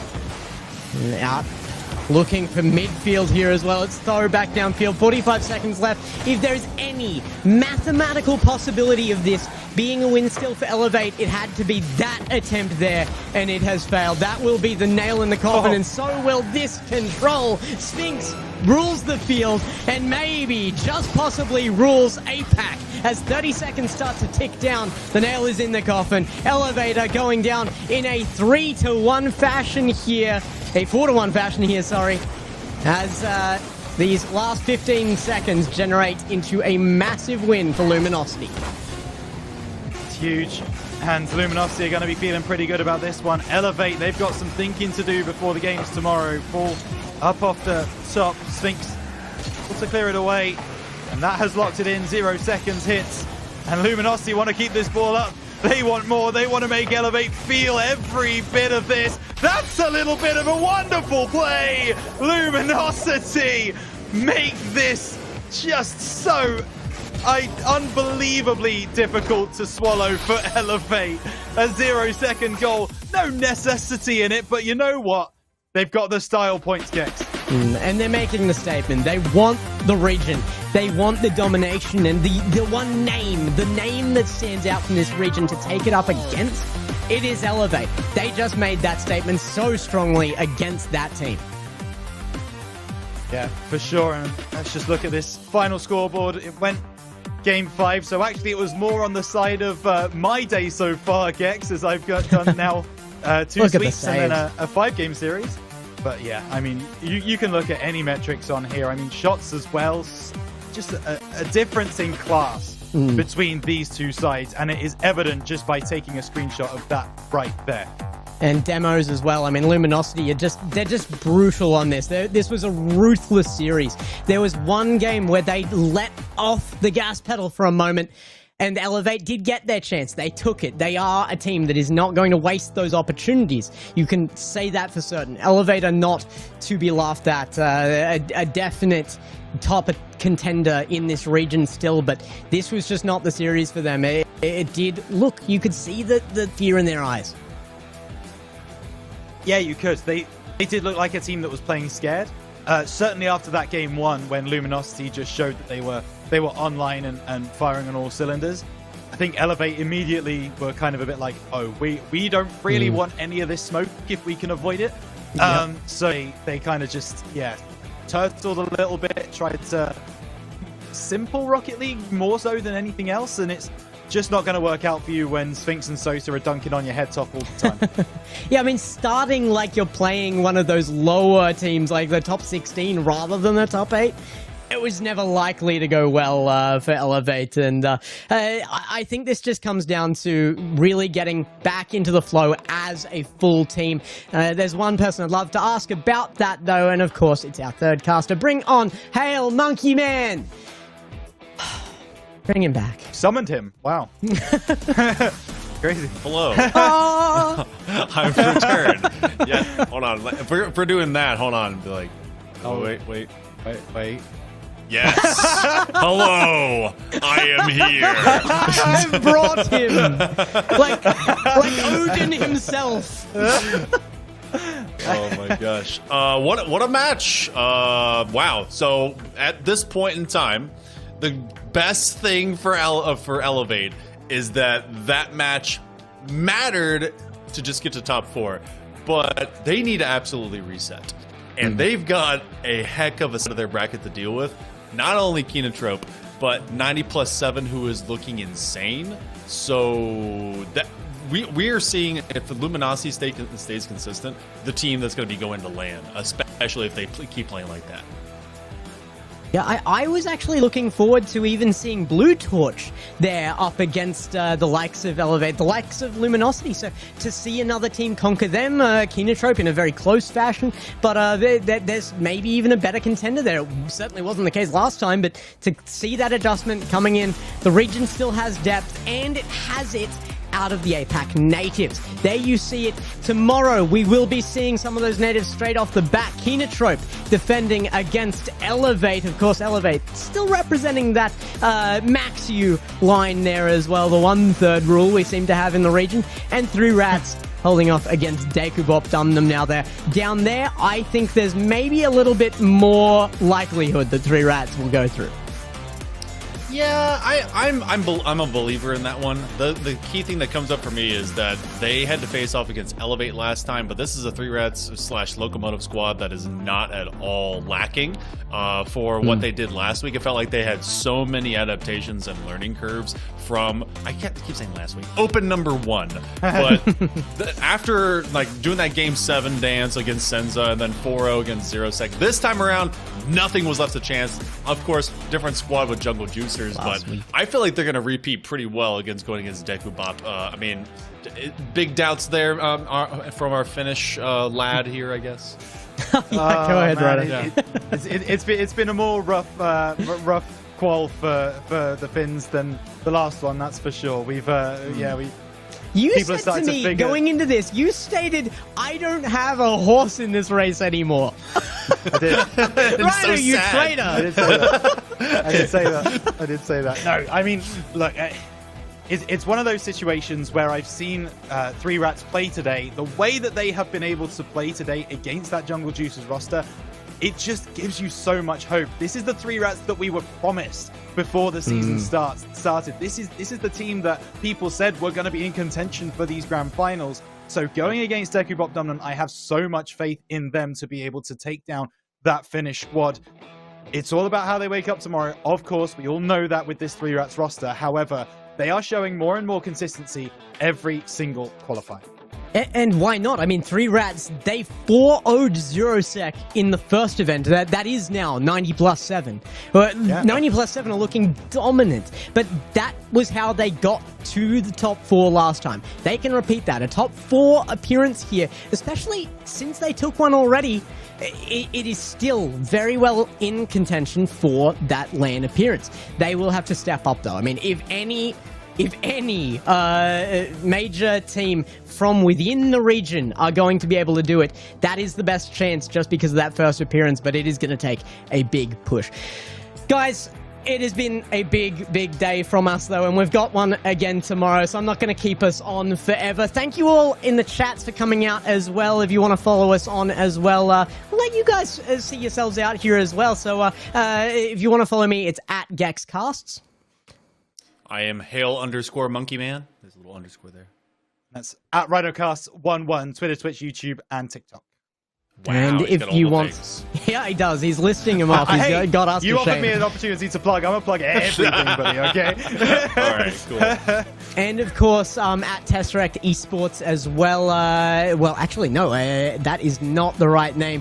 It's at TES Esports if you want to follow the Twitter. But of course, we do have the main English broadcast, at least here on the Tesseract Esports channel. So tell your friends. We need the viewership. We need the support for APAC. We need you to guys to bring it in, and we will see you there. Hopefully, with that support. I'm looking down the camera at you guys. I see you, chat. We will see you with that support tomorrow.